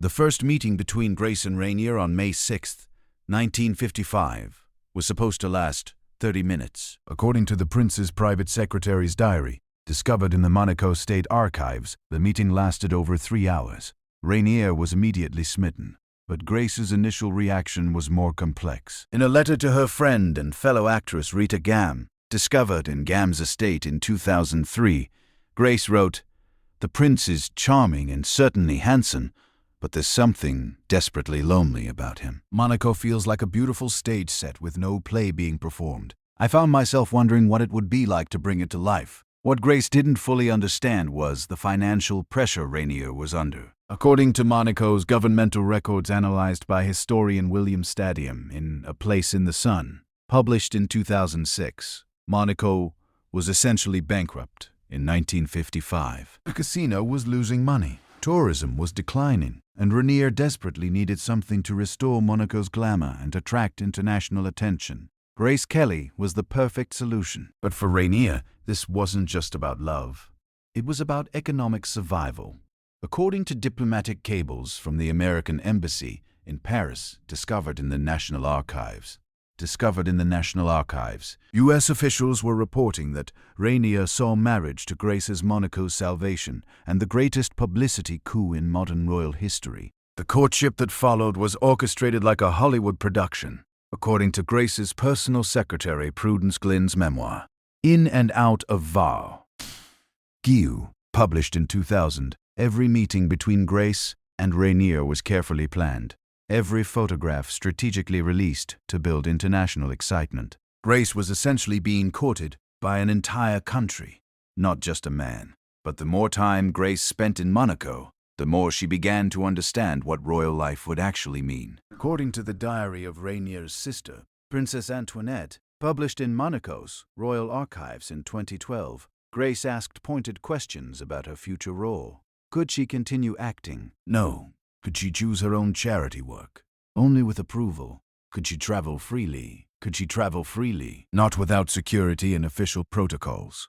Grace's decision to accept Rainier's proposal wasn't the romantic fairy tale the world believed. According to letters between Grace and her agent Jay Cantor, housed in the William Morris Agency archives, Grace agonized over the decision for months. In one letter dated November 1955, she wrote, "I feel like I'm being asked to choose between being Grace Kelly, the person, and Grace Kelly, the actress. Why can't I be both?" The wedding negotiations reveal just how calculated this union was. According to the marriage contract discovered in Monaco's legal archives, Grace's father had to pay a dowry of $2 million, the equivalent of about $20 million today. This wasn't a love story. It was a business merger with romantic packaging.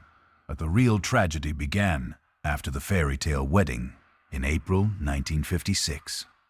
Grace discovered that being Princess of Monaco meant becoming a living symbol rather than a living person, according to the account of her lady-in-waiting, Madame de Fontenay. Published in Grace and Power by Sally Bedell Smith in 2004, Grace was given detailed instructions on everything from her wardrobe to her facial expressions in public. The letters Grace wrote to her Hollywood friends during her first years in Monaco are devastating to read. According to correspondence published in Grace Kelly, Icon of Style to Royal Bride by H. Christina Hogland in 2006, Grace repeatedly expressed her longing to return to acting. To Alfred Hitchcock, she wrote, "I dream about being on set again. I wake up thinking I'm late for a call time. and then I remember where I am. Grace tried repeatedly to return to Hollywood. Grace tried repeatedly to return to Hollywood. According to MGM studio documents, she negotiated to star in Hitchcock's Marnie in 1962, but Monaco's government intervened. According to a memo from Louis B. Mayer's office, preserved in the Academy archives, Monaco's officials told MGM that allowing Grace to return to acting would diminish the dignity of the crown and compromise Monaco's international standing. The psychological toll was enormous. According to her personal physician, Dr. Robert Donnett's confidential notes, revealed in Wendy Lee's biography, True Grace, published in 2007, Grace struggled with depression, anxiety, and what we'd now recognize as an identity crisis. She told the doctor, "I look in the mirror, and I don't recognize myself anymore." Grace Kelly died 6 years ago. I don't know who this person is.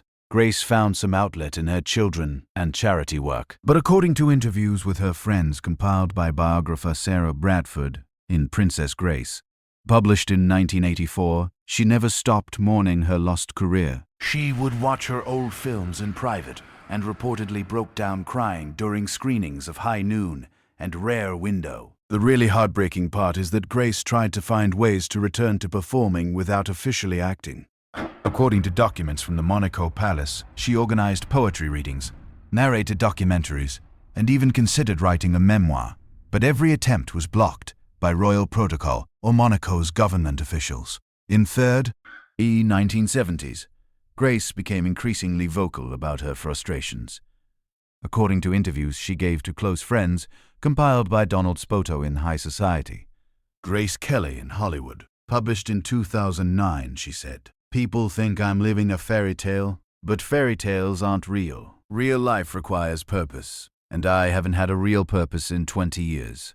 The final tragedy came in Grace's last interview, recorded just months before her death, in 1982. According to the transcript sealed until 2022, Grace said, "If I could live my life again, I would choose differently. I thought love would be enough to fill the void, but you cannot love someone into making you whole. I gave up who I was to become who he needed, and I lost myself completely." Grace died in a car accident on September 14, 1982, driving alone on the same winding roads where she had filmed To Catch a Thief 27 years earlier. According to the police report, she suffered a stroke while driving, but some who knew her well wondered if her death was symbolic. Was she unconsciously trying to return to the place where she'd been happiest? What makes Grace's story so tragic is that she had everything the world thought she wanted: beauty, wealth, love, status. But she gave up the one thing that actually mattered to her: sense of self. She became a cautionary tale about the price of fairy tale endings. Her story resonates today because we're still dealing with the same impossible choices. How many women have been asked to choose between career and family, between personal fulfillment and societal expectations? Grace Kelly's tragedy is that she had the talent and opportunity to break those barriers, but she chose the traditional path and spent the rest of her life regretting it. But not every royal woman made Grace's choice of love over identity. Our next story takes us to a queen who spent 40 years defining herself through grief, who turned mourning into a form of power, and who nearly destroyed the British Empire because she refused to move on from her husband's death. Queen Victoria's obsessive love would make even the most devoted modern widow seem casual by comparison. There's grief, and then there's what Queen Victoria did after Prince Albert died. For 40 years, she turned the British Empire into a monument to her dead husband. She wore black every single day, kept his room exactly as he left it, and had his clothes laid out fresh each morning as if he might return from the grave to dress for dinner. But recently discovered photographs and correspondence reveal something even more shocking. Victoria may have found love again with her Scottish servant, John Brown, and the evidence suggests their relationship was far more intimate than anyone dared imagine. The scandal nearly brought down the monarchy, and the cover-up involved destroying evidence, bribing witnesses, and creating one of the most elaborate royal conspiracies in British history.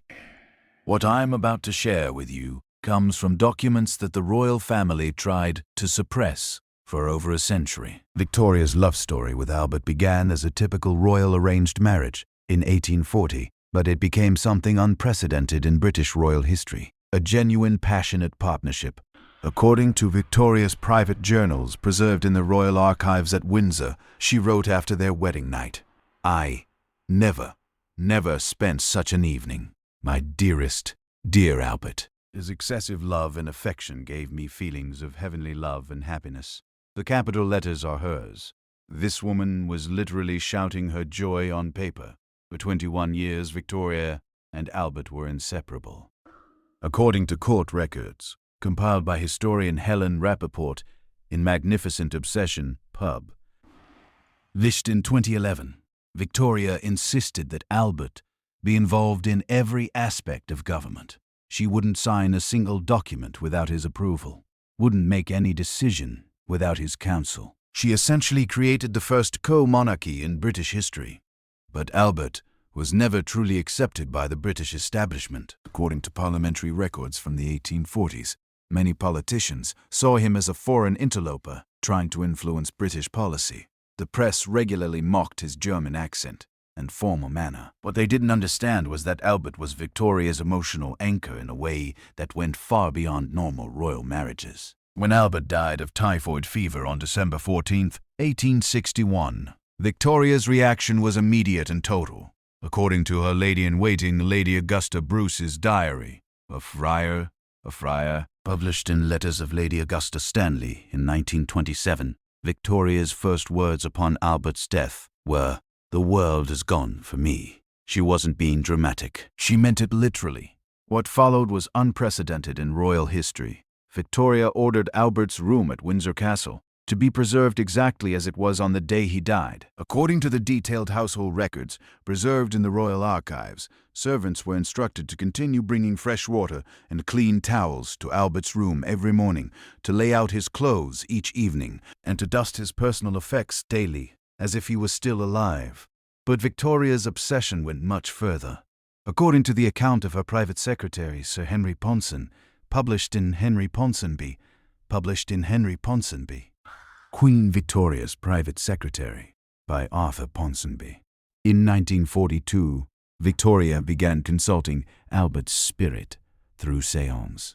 She had a medium named Robert James Lees conduct regular sessions at Buckingham Palace, where she claimed to receive messages from Albert about government policy. Can you imagine?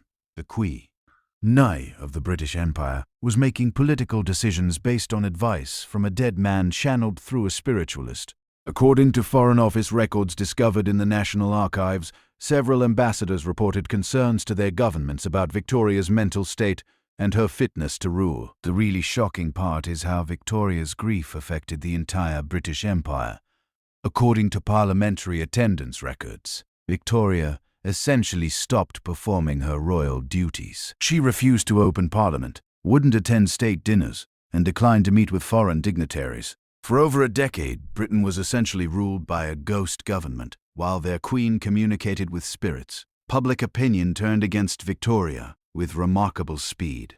According to newspaper archives compiled by historian David Carnadine in Victoria's Century, published in 2017 by 1817, British papers were openly questioning whether Victoria should abdicate. The Republican movement gained serious momentum for the first time since the English Civil War, and then John Brown entered the picture. Brown was a Scottish gillie, basically a hunting guide, who had served Albert during the royal family's visits to Balmoral Castle. After Albert's death, Victoria became increasingly dependent on Brown for emotional support. According to the Diary of Lady Ely, Victoria's lady-in-waiting, published in 1919, Brown was the only person who could make Victoria smile or coax her out of her darkest moods. But the relationship quickly became controversial. According to court gossip recorded in multiple sources, Brown began addressing Victoria by her first name in private, sitting in her presence without permission, and even contradicting her in front of other servants. For a monarch who demanded absolute deference from everyone else, Victoria's tolerance of Brown's familiarity was shocking. The rumors about their relationship reached a crescendo when Brown appeared in official court photographs. According to royal photographer Alexander Bassineau's account in Royal Photographers, published in 1978, Victoria insisted that Brown appear in formal portraits. Published in 1978, Victoria in formal portraits, standing beside her in positions traditionally reserved for royal family members. The photographs show Brown looking comfortable and confident beside the Queen with an intimacy that was unmistakable. The British press began calling Victoria Mrs. Brown, implying that she had secretly married her Scottish servant.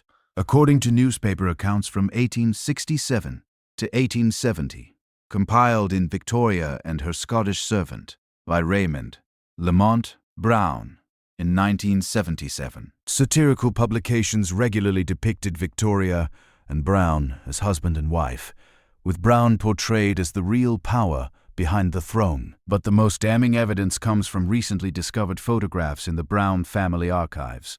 In 2003, descendants of John Brown's family revealed photographs that had been hidden for over a century. According to analysis by royal historian Helen Rappaport, these images show Victoria and Brown in poses that suggest genuine romantic intimacy, holding hands, sitting close together, looking at each other with obvious affection. There's also the mystery of the missing documents. According to the memoir of Victoria's son Edward VII, published in fragments in 1910, after Victoria's death in 1901, Edward ordered all of Brown's letters to Victoria to be destroyed. He also confiscated and burned Victoria's private journals from the years 1864 to 1883, precisely the period when her relationship with Brown was most intense. Why would Edward destroy his mother's private papers unless they contained something explosive? According to royal biographer Anne Wilson's analysis in Victoria, A Life, published in 2014, Edward was desperately trying to protect the monarchy from a scandal that could have destroyed it. The most intriguing evidence comes from Victoria's will.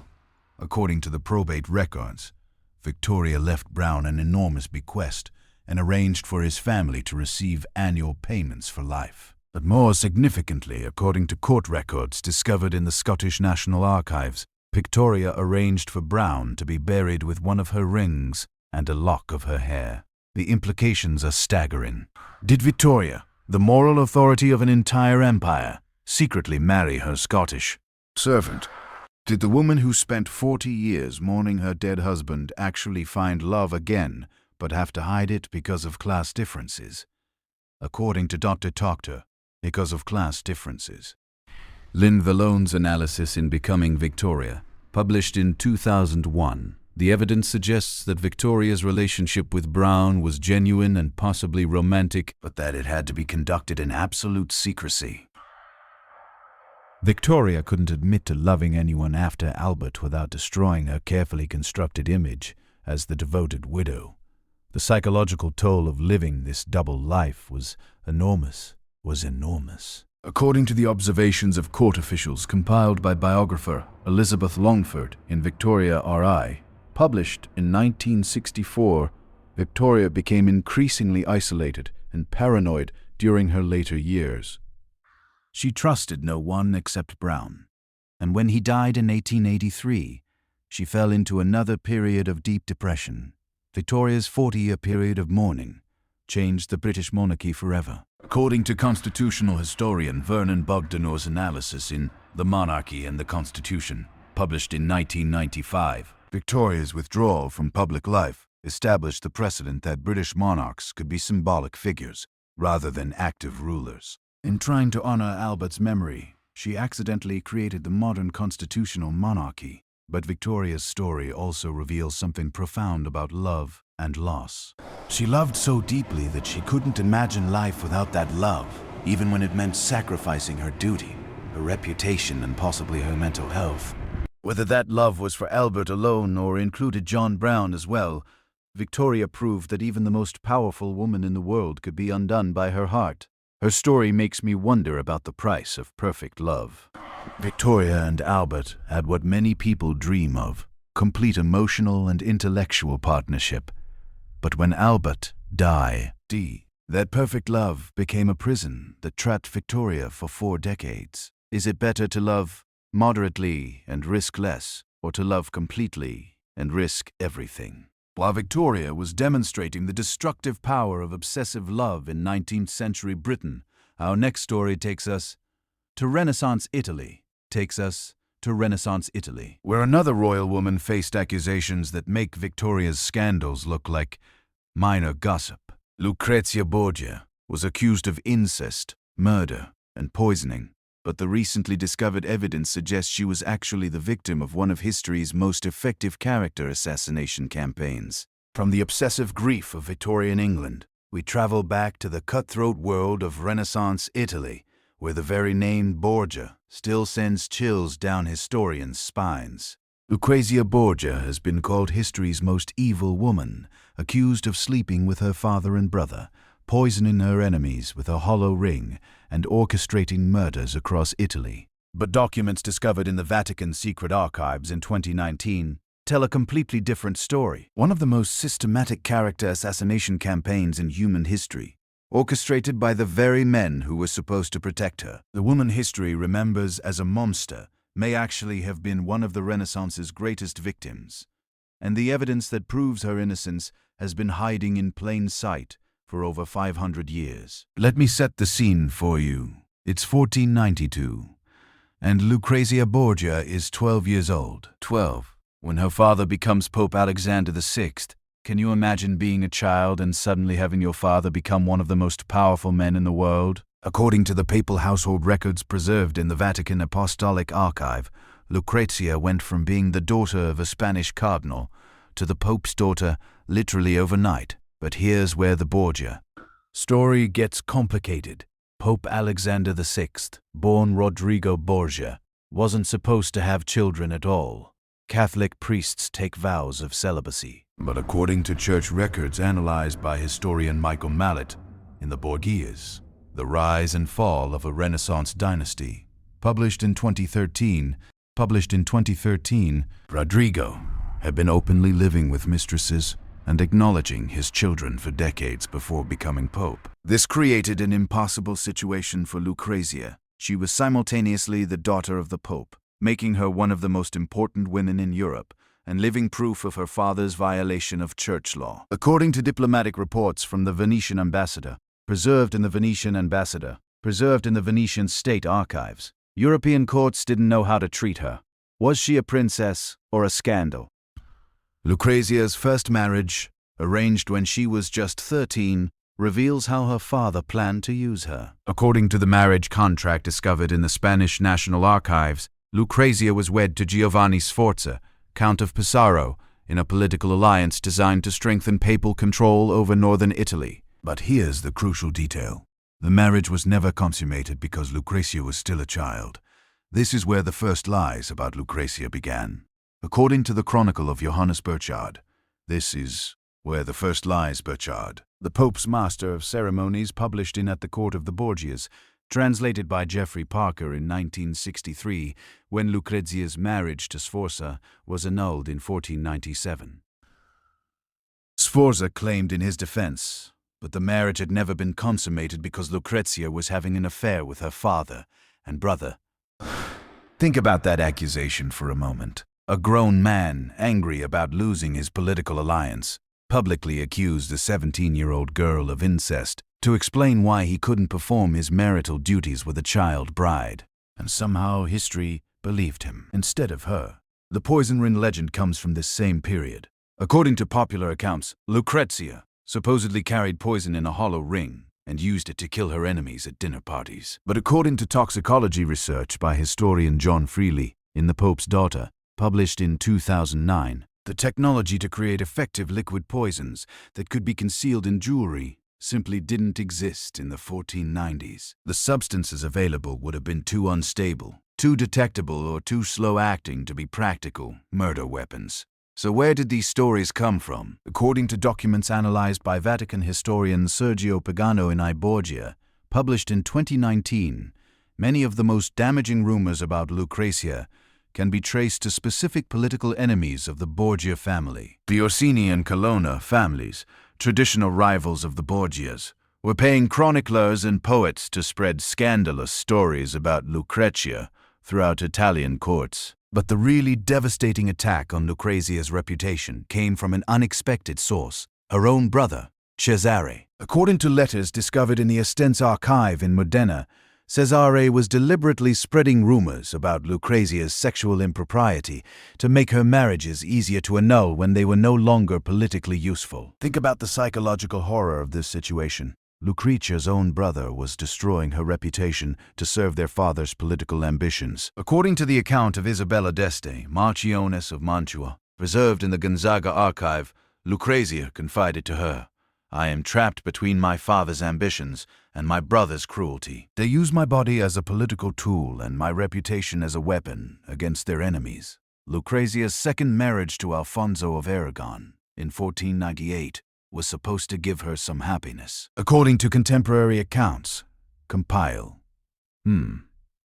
D. by historian Maria Bellonzi in Lucrezia Borgia, published in 1963, Lucrezia genuinely loved Alfonso and was devastated when he was murdered in 1500, almost certainly on orders from Cesare, who needed to change the family's political alliances. The murder of Alfonso reveals the true dynamic of the Borgia family.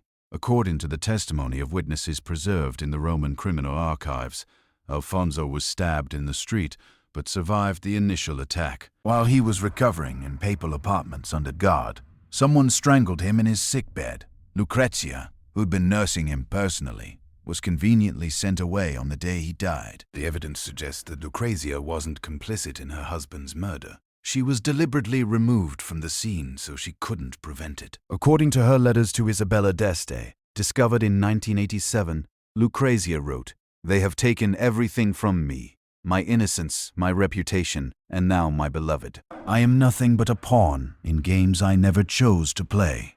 Lucrezia's third and final marriage to Alfonso d'Este, Duke of Ferrara, in 1502 shows how completely her reputation had been destroyed by political propaganda. According to the negotiations preserved in the Estense archive, the d'Este family demanded an enormous dowry, 200,000 ducats, equivalent to about $50 million today. Partially to compensate for the social risk of marrying into the Borgia family. But something interesting happened when Lucrezia moved to Ferrara, away from Rome and her family's political machinations. A different picture of her character emerged. According to the court records of Ferrara, analyzed by historian Diane Girardo in Ferrara, the City of the Este, published in 2018, Lucrezia proved to be an effective administrator, a patron of arts and literature, and a devoted mother. The letters between Lucrezia and the poet Pietro Bembo, discovered in the Ambrosian Library in Milan, reveal an intelligent, cultured woman who was deeply interested in philosophy and literature. According to Bembo's correspondence published in Letters of Pietro Bembo by the Italian Cultural Institute in 1987, he wrote, "The Duchess speaks of Plato and Cicero with more understanding than most learned men. Her reputation as a woman of vice is wholly at odds with her character as I have observed it." Even more damaging to her historical reputation, contemporary medical records from Ferrara, discovered in the city archives in 2003, show that Lucrezia died in 1519 from complications of childbirth. Her 8th pregnancy. This hardly fits the image of a woman spending her time poisoning enemies and conducting incestuous affairs. The really tragic irony is that the character assassination campaign against Lucrezia was so successful that it overshadowed her genuine accomplishments.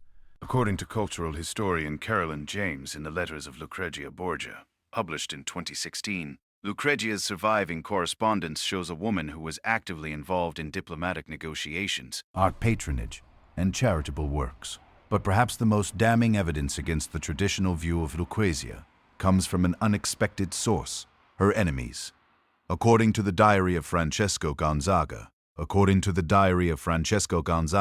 Marquis of Mantua and longtime opponent of the Borgias, published in the Gonzaga archive in 1990, even he admitted privately that the Pope's daughter is guilty of nothing more than being born into a family that uses scandal as a political weapon.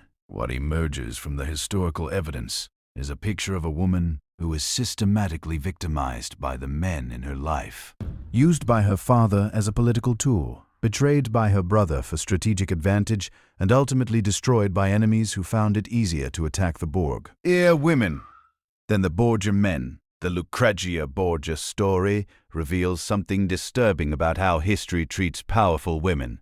When men are ruthless, they're called strategic. When they're promiscuous, they're called viril. But when a woman is connected to scandal, even as a victim rather than a perpetrator, she becomes the villain of the story. Modern historians are finally recognizing that Lucrezia Borgia was more likely a victim of Renaissance politics than a practitioner of Renaissance evil. She was a pawn in her family's political games, a scapegoat for their crimes, and ultimately a convenient target for their enemies' propaganda. But while Lucrezia was fighting for her reputation in Renaissance Italy, our next royal woman was taking a completely different approach to power and sexuality in 17th century Sweden. Queen Christina shocked Europe not by being accused of impropriety, but by rejecting everything that was expected of royal women: marriage, motherhood, and even her crown itself. Centuries before anyone talked about gender identity or sexual freedom, there was a queen who dressed as a man, refused every marriage proposal in Europe, and ultimately gave up the most powerful throne in Northern Europe rather than conform to what society expected from royal women. Queen Christina of Sweden didn't just break the rules, she rewrote them entirely. But recently discovered letters from the Vatican's secret archives reveal that her decision to abdicate wasn't just about personal freedom. It was about a secret love affair that could have destroyed both the Swedish crown and the Catholic Church. The correspondence hidden for over 350 years shows that Christina wasn't just rejecting marriage to men. She was actively pursuing relationships with women, and the Pope himself was helping her cover it up in exchange for her dramatic conversion to Catholicism. Christina became Queen of Sweden in 1632, when she was just 6 years old, after her father Gustavus Adolphus died in battle. But unlike other child rulers who were controlled by regents, Christina was educated as if she were a male heir. According to the royal tutoring records preserved in the Swedish National Archives, she studied Latin, Greek, philosophy, and military strategy, subjects typically forbidden to royal daughters. Her tutor Johannes Mathieu wrote in his memoir, The Education of Queen Christina, published in 1661, Her Majesty possesses a mind that surpasses most men in its capacity for learning.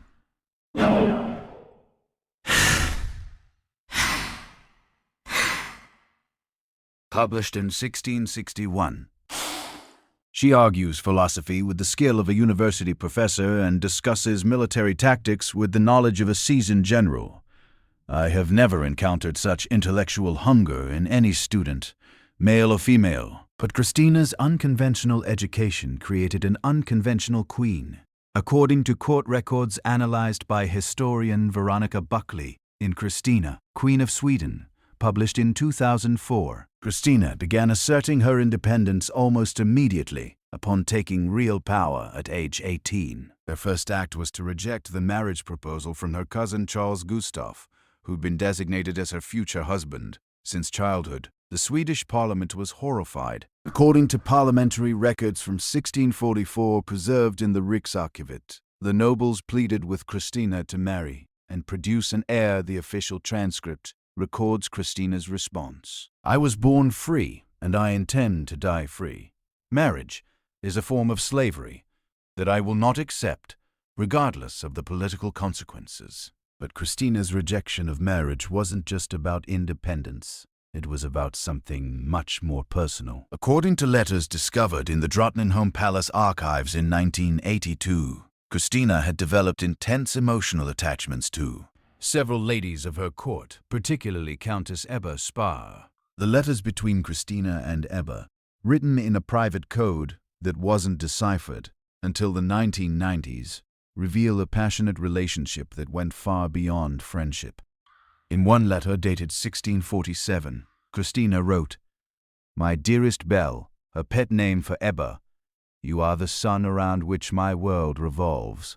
Without you, I am nothing but darkness and cold. When we are apart, I count the hours until I can hold you again. These weren't the casual endearments of female friendship in the 17th century. They were love letters. According to analysis by gender historian Lena Rankstrom in Claire Fatoliella, Elska, published in 2016, Christina's correspondence with Ebba contains language typically reserved for romantic relationships between men and women. But Christina's most shocking behavior was her adoption of masculine dress and mannerisms. According to diplomatic reports from the French ambassador, preserved in the Foreign Ministry archives in Paris, Christina often appeared at court functions dressed in men's clothing, with her hair cut short and a sword at her side. The ambassador wrote to Louis XIV, "The Queen of Sweden conducts herself more like a young prince than a maiden queen. Her manner is bold, her dress masculine, and her behavior toward the ladies of her court is inappropriate." What the ambassador couldn't say directly was that Christina was openly flirting with women at court functions. According to the memoir of Lady Agatha Horn, published in Agatha Horn's Leben in 1908, Christina would dance exclusively with women at court balls, send them flowers, and write them poetry. This behavior scandalized European courts where same-sex relationships were not just forbidden but punishable by death. The pressure on Christina to marry intensified as she entered her 20s, according to correspondence between European monarchs, compiled by historian Michael Roberts in The Age of Liberty, published in 1986. Virtually every eligible prince in Europe was proposed as a potential husband for Christina. She rejected them all, often with cutting remarks about their intelligence or character. But Christina's most controversial decision came in 1651 when she began seriously considering abdication. According to the Royal Council, minutes preserved in the Swedish National Archives, Christina told her advisors, "I have given Sweden my mind and my energy, but I will not give it my body or my freedom. If the crown requires marriage and children, then the crown must pass to someone else." The real reason for Christina's abdication decision, however, was revealed in letters discovered in the Vatican secret archives in 2019. Christina had been secretly corresponding with Jesuit missionaries about converting to Catholicism, a religion that was illegal in Protestant Sweden. But according to these letters analyzed by Vatican historian Sergio Pagano, Christina's interest in Catholicism wasn't primarily spiritual, it was practical. The Catholic Church, unlike Protestant denominations, had a long tradition of powerful women who remained unmarried. Nuns, abbesses, and female mystics who wielded significant religious authority without requiring husbands or children. Christina saw conversion as a way to maintain power and independence outside the constraints of royal marriage, but the Vatican letters reveal something even more intriguing. Pope Innocent X himself was apparently aware of Christina's romantic preferences and was willing to overlook them in exchange for the propaganda victory of converting a Protestant queen. In a coded letter dated 1653, the Pope wrote, "We understand that your Majesty's nature requires special considerations which our Church is prepared to accommodate discreetly." Christina's abdication in 1654 was one of the most dramatic scenes in royal history. According to eyewitness accounts compiled by historian Susanna Ackerman in Queen Christina of Sweden and Her Circle, published in 1991, Christina appeared before the Swedish Parliament wearing a simple black dress instead of royal robes. She removed her crown with her own hands and declared, "I return to you this crown that has never truly fit me. May it rest more easily on worthier heads." After her abdication, Christina moved to Rome, where she lived openly as a Catholic convert and patron of the arts. But according to household records from her Roman palazzo, discovered in the Vatican archives, Christina continued to maintain relationships with women and to dress in masculine clothing when not appearing in public. The really shocking part comes from Christina's will. Discovered in the Corsini family archives in 1987, she left the majority of her wealth not to any male relative or religious institution, but to her female companion Azzolino Bernardini, with whom she had lived for nearly 20 years. The will describes Azzolino as the comfort of my exile and the companion of my heart. Christina's story is remarkable because she found a way to live authentically in an era when such authenticity could have meant death. She gave up a crown to be true to herself, but she also found a way to maintain power and influence through the Catholic Church's protection. What strikes me most about Christina's story is how modern her struggle feels. She was fighting battles about identity, sexuality, and women's autonomy that we're still fighting today. She refused to be defined by other people's expectations about what a woman should be, even when those expectations carried the weight of royal tradition and religious law. Christina died in Rome in 1689, having lived freely for 5 years after her abdication. According to her epitaph, written by herself, she wanted to be remembered as Christina Alexandra, who lived as she chose, not as a queen, not as a woman, not as a Catholic, but as a person who refused to let others define her identity.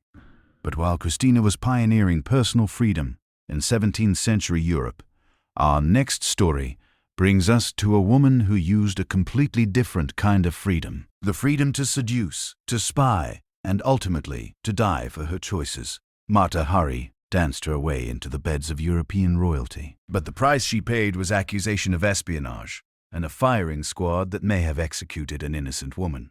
The trail from Queen Christina's rebellion brings us to one of history's most misunderstood women. A Dutch housewife who reinvented herself as an exotic dancer, seduced princes across Europe, and died before a firing squad, accused of being the most dangerous spy of World War I. But classified military files, finally declassified in 2017, reveal a truth that's both more complex and more tragic than the legend. Mata Hari was probably innocent of espionage, but guilty of something far more dangerous in wartime: being a woman who refused to choose sides. The documents show that she wasn't a master spy at all.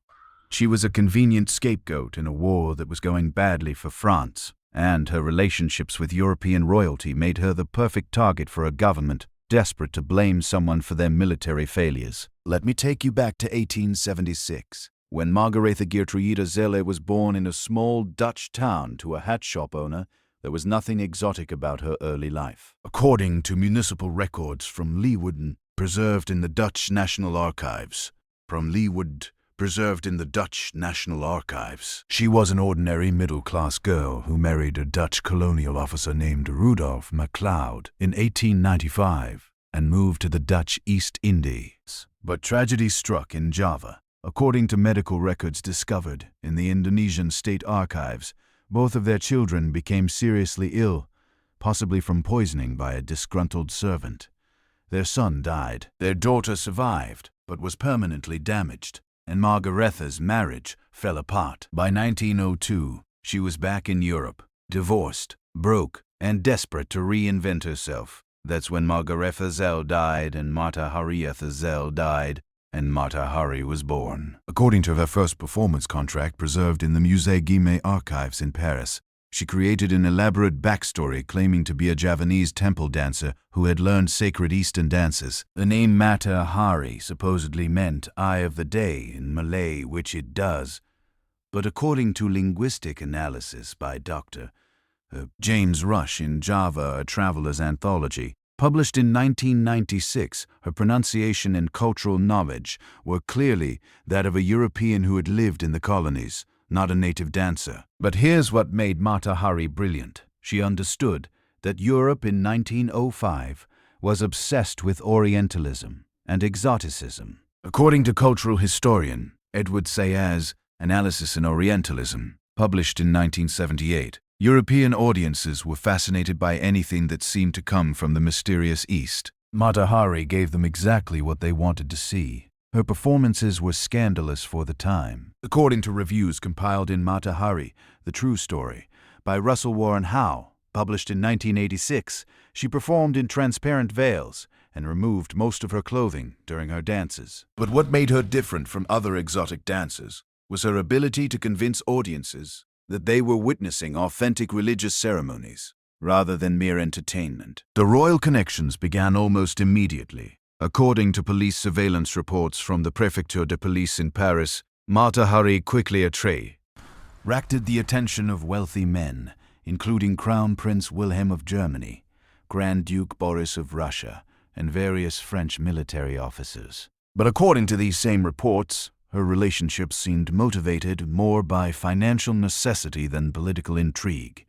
Here's where Mata Hari's story becomes tragic. According to bank records discovered in the Crédit Lyonnais archives, she was living far beyond her means, constantly in debt, despite her success as a performer. She was essentially using her relationships with powerful men to pay her bills, which was morally questionable but hardly treasonous. When World War I began in 1914, Mata Hari found herself in an impossible position.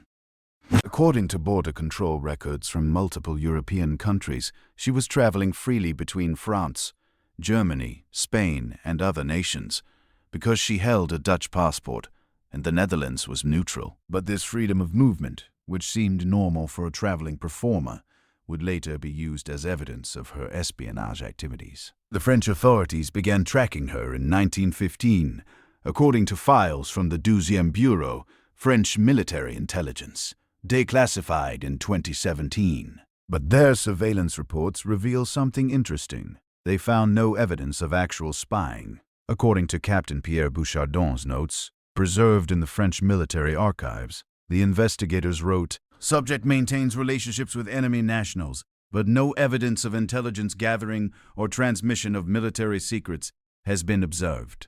So why was she arrested?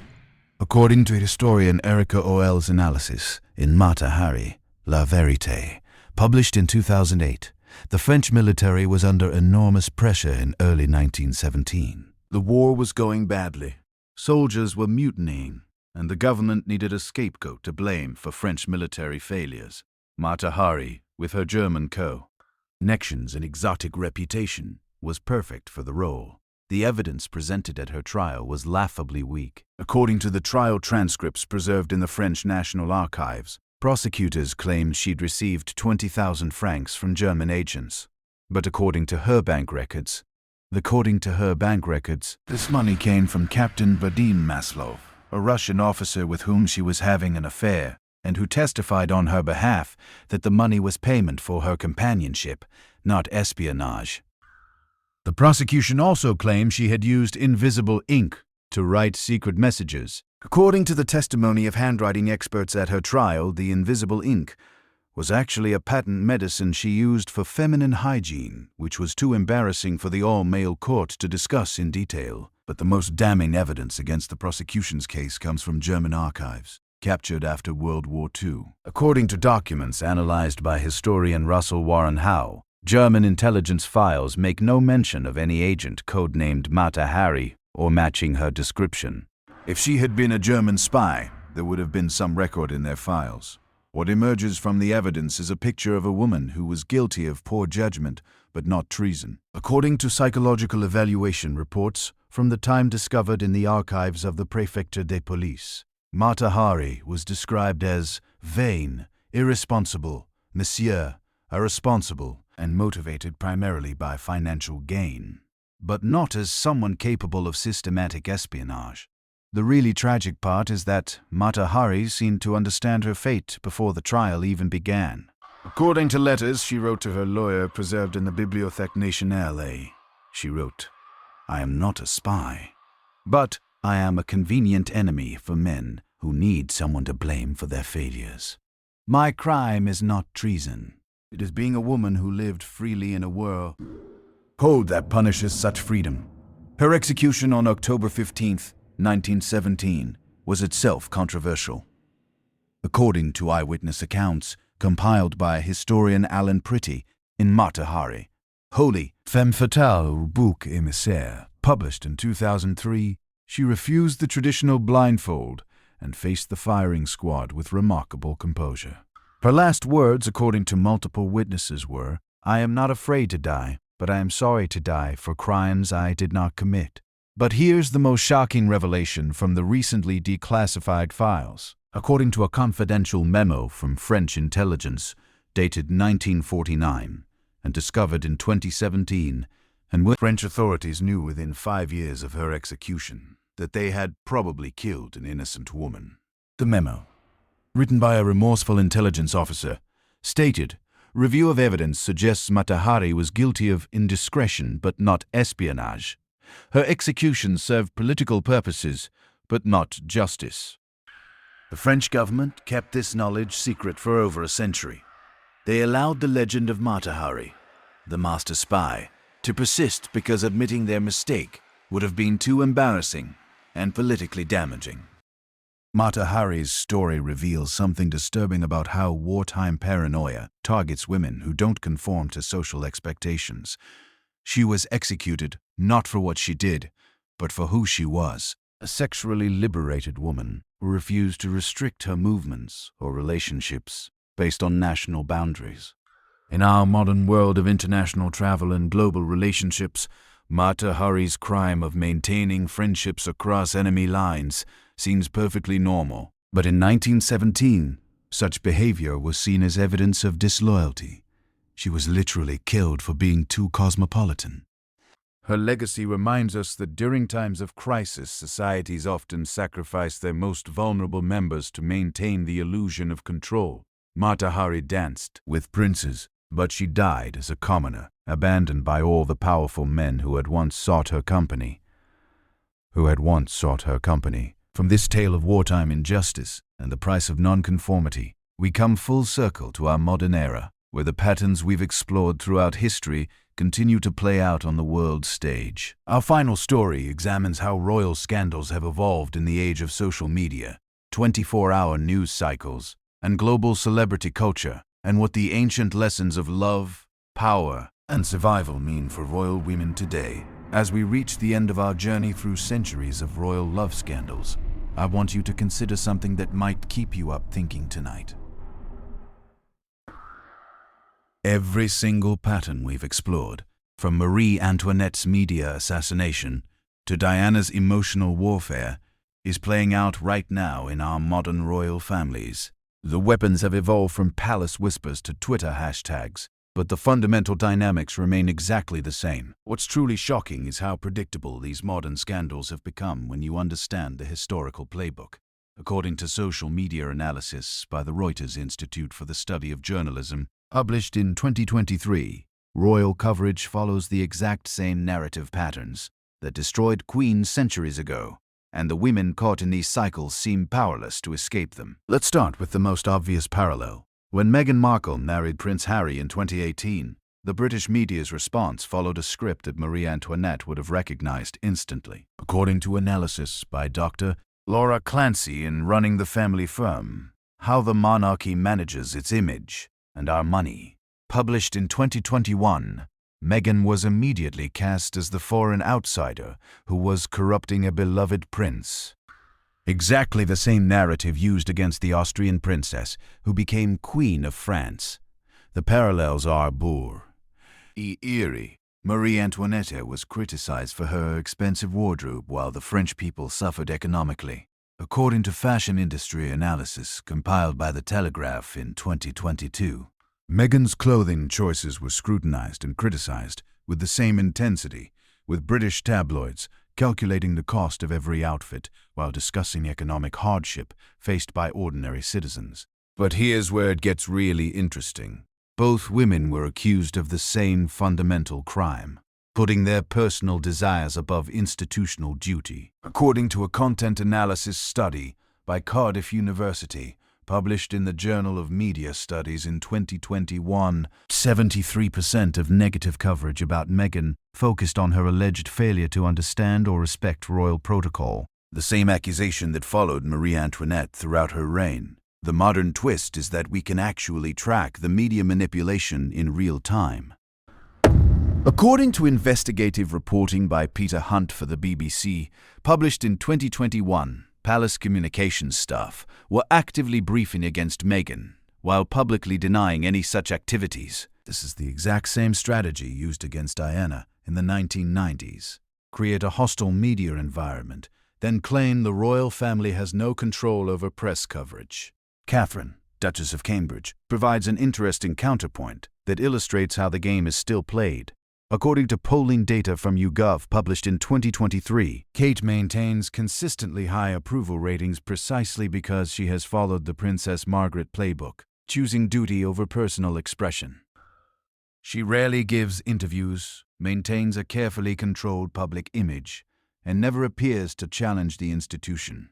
But even Kate's success comes with a cost that echoes our historical examples. According to royal biographer Robert Jobson's analysis in Cat, Herine, the Princess of Wales, published in 2023, Kate has essentially erased her personality in service to the crown.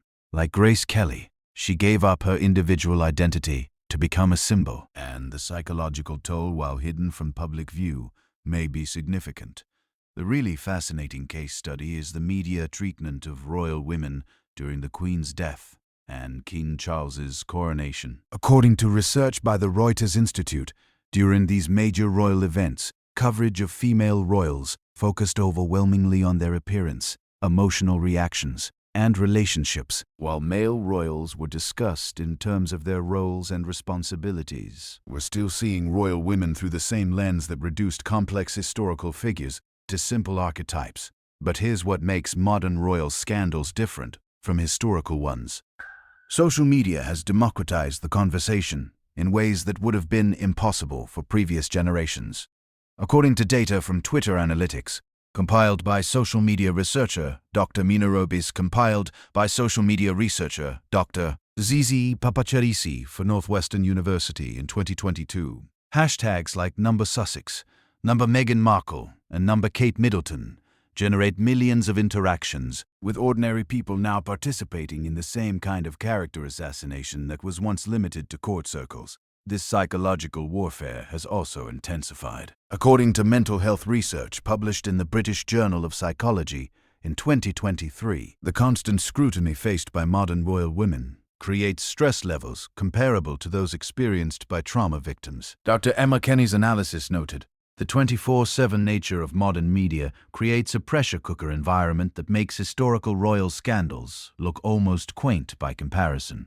What's particularly striking is how little the fundamental power dynamics have changed. According to constitutional lawyer Dr. Craig Prescott's analysis in Modern Monarchy, published in 2022, royal women still have no real power within the institution. They're expected to be decorative, supportive, and silent about anything controversial. The same constraints that drove Queen Christina to abdicate and Victoria to decades of mourning still apply today. The international dimension has also expanded in ways that would amaze our historical figures. According to global media analysis by the Pew Research Center published in 2023, royal scandals now play out across multiple continents simultaneously. Meghan and Harry's interviews and documentaries reached audiences that Catherine the Great could never have imagined. But they also faced criticism from media outlets in dozens of countries. But perhaps the most important lesson from our historical journey is this: the women who survived and thrived were those who understood the game and found ways to play it on their own terms. Cleopatra used her intelligence to outmaneuver more powerful opponents. Catherine the Great turned her love affairs into instruments of statecraft. Eleanor of Aquitaine built her own power base, independent of any husband. The modern royal women who seem most successful are those who have learned these historical lessons. According to PR analysis by crisis communications expert Mark Bolkowski, published in Campaign magazine in 2023, royal women who maintain strict control over their narrative and never give their enemies ammunition tend to fare better than those who try to fight back publicly. What does this mean for the future? According to demographic research by Dr. Christy Gavriel for the Atlantic Council published in 2023, younger generations are increasingly skeptical of monarchy as an institution. The same social changes that eventually made royal divorces acceptable and female succession possible are now questioned. Why whether hereditary privilege makes sense in a democratic society.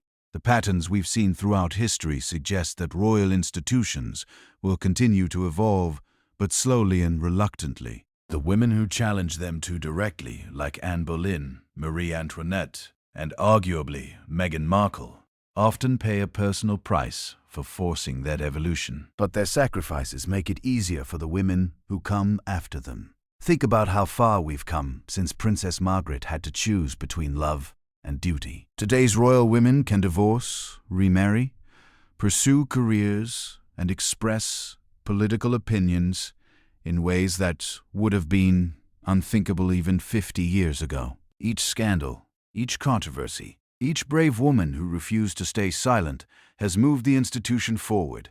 But we've also seen how little has really changed. Royal women are still judged primarily on their appearance, their fertility, and their compliance with institutional expectations.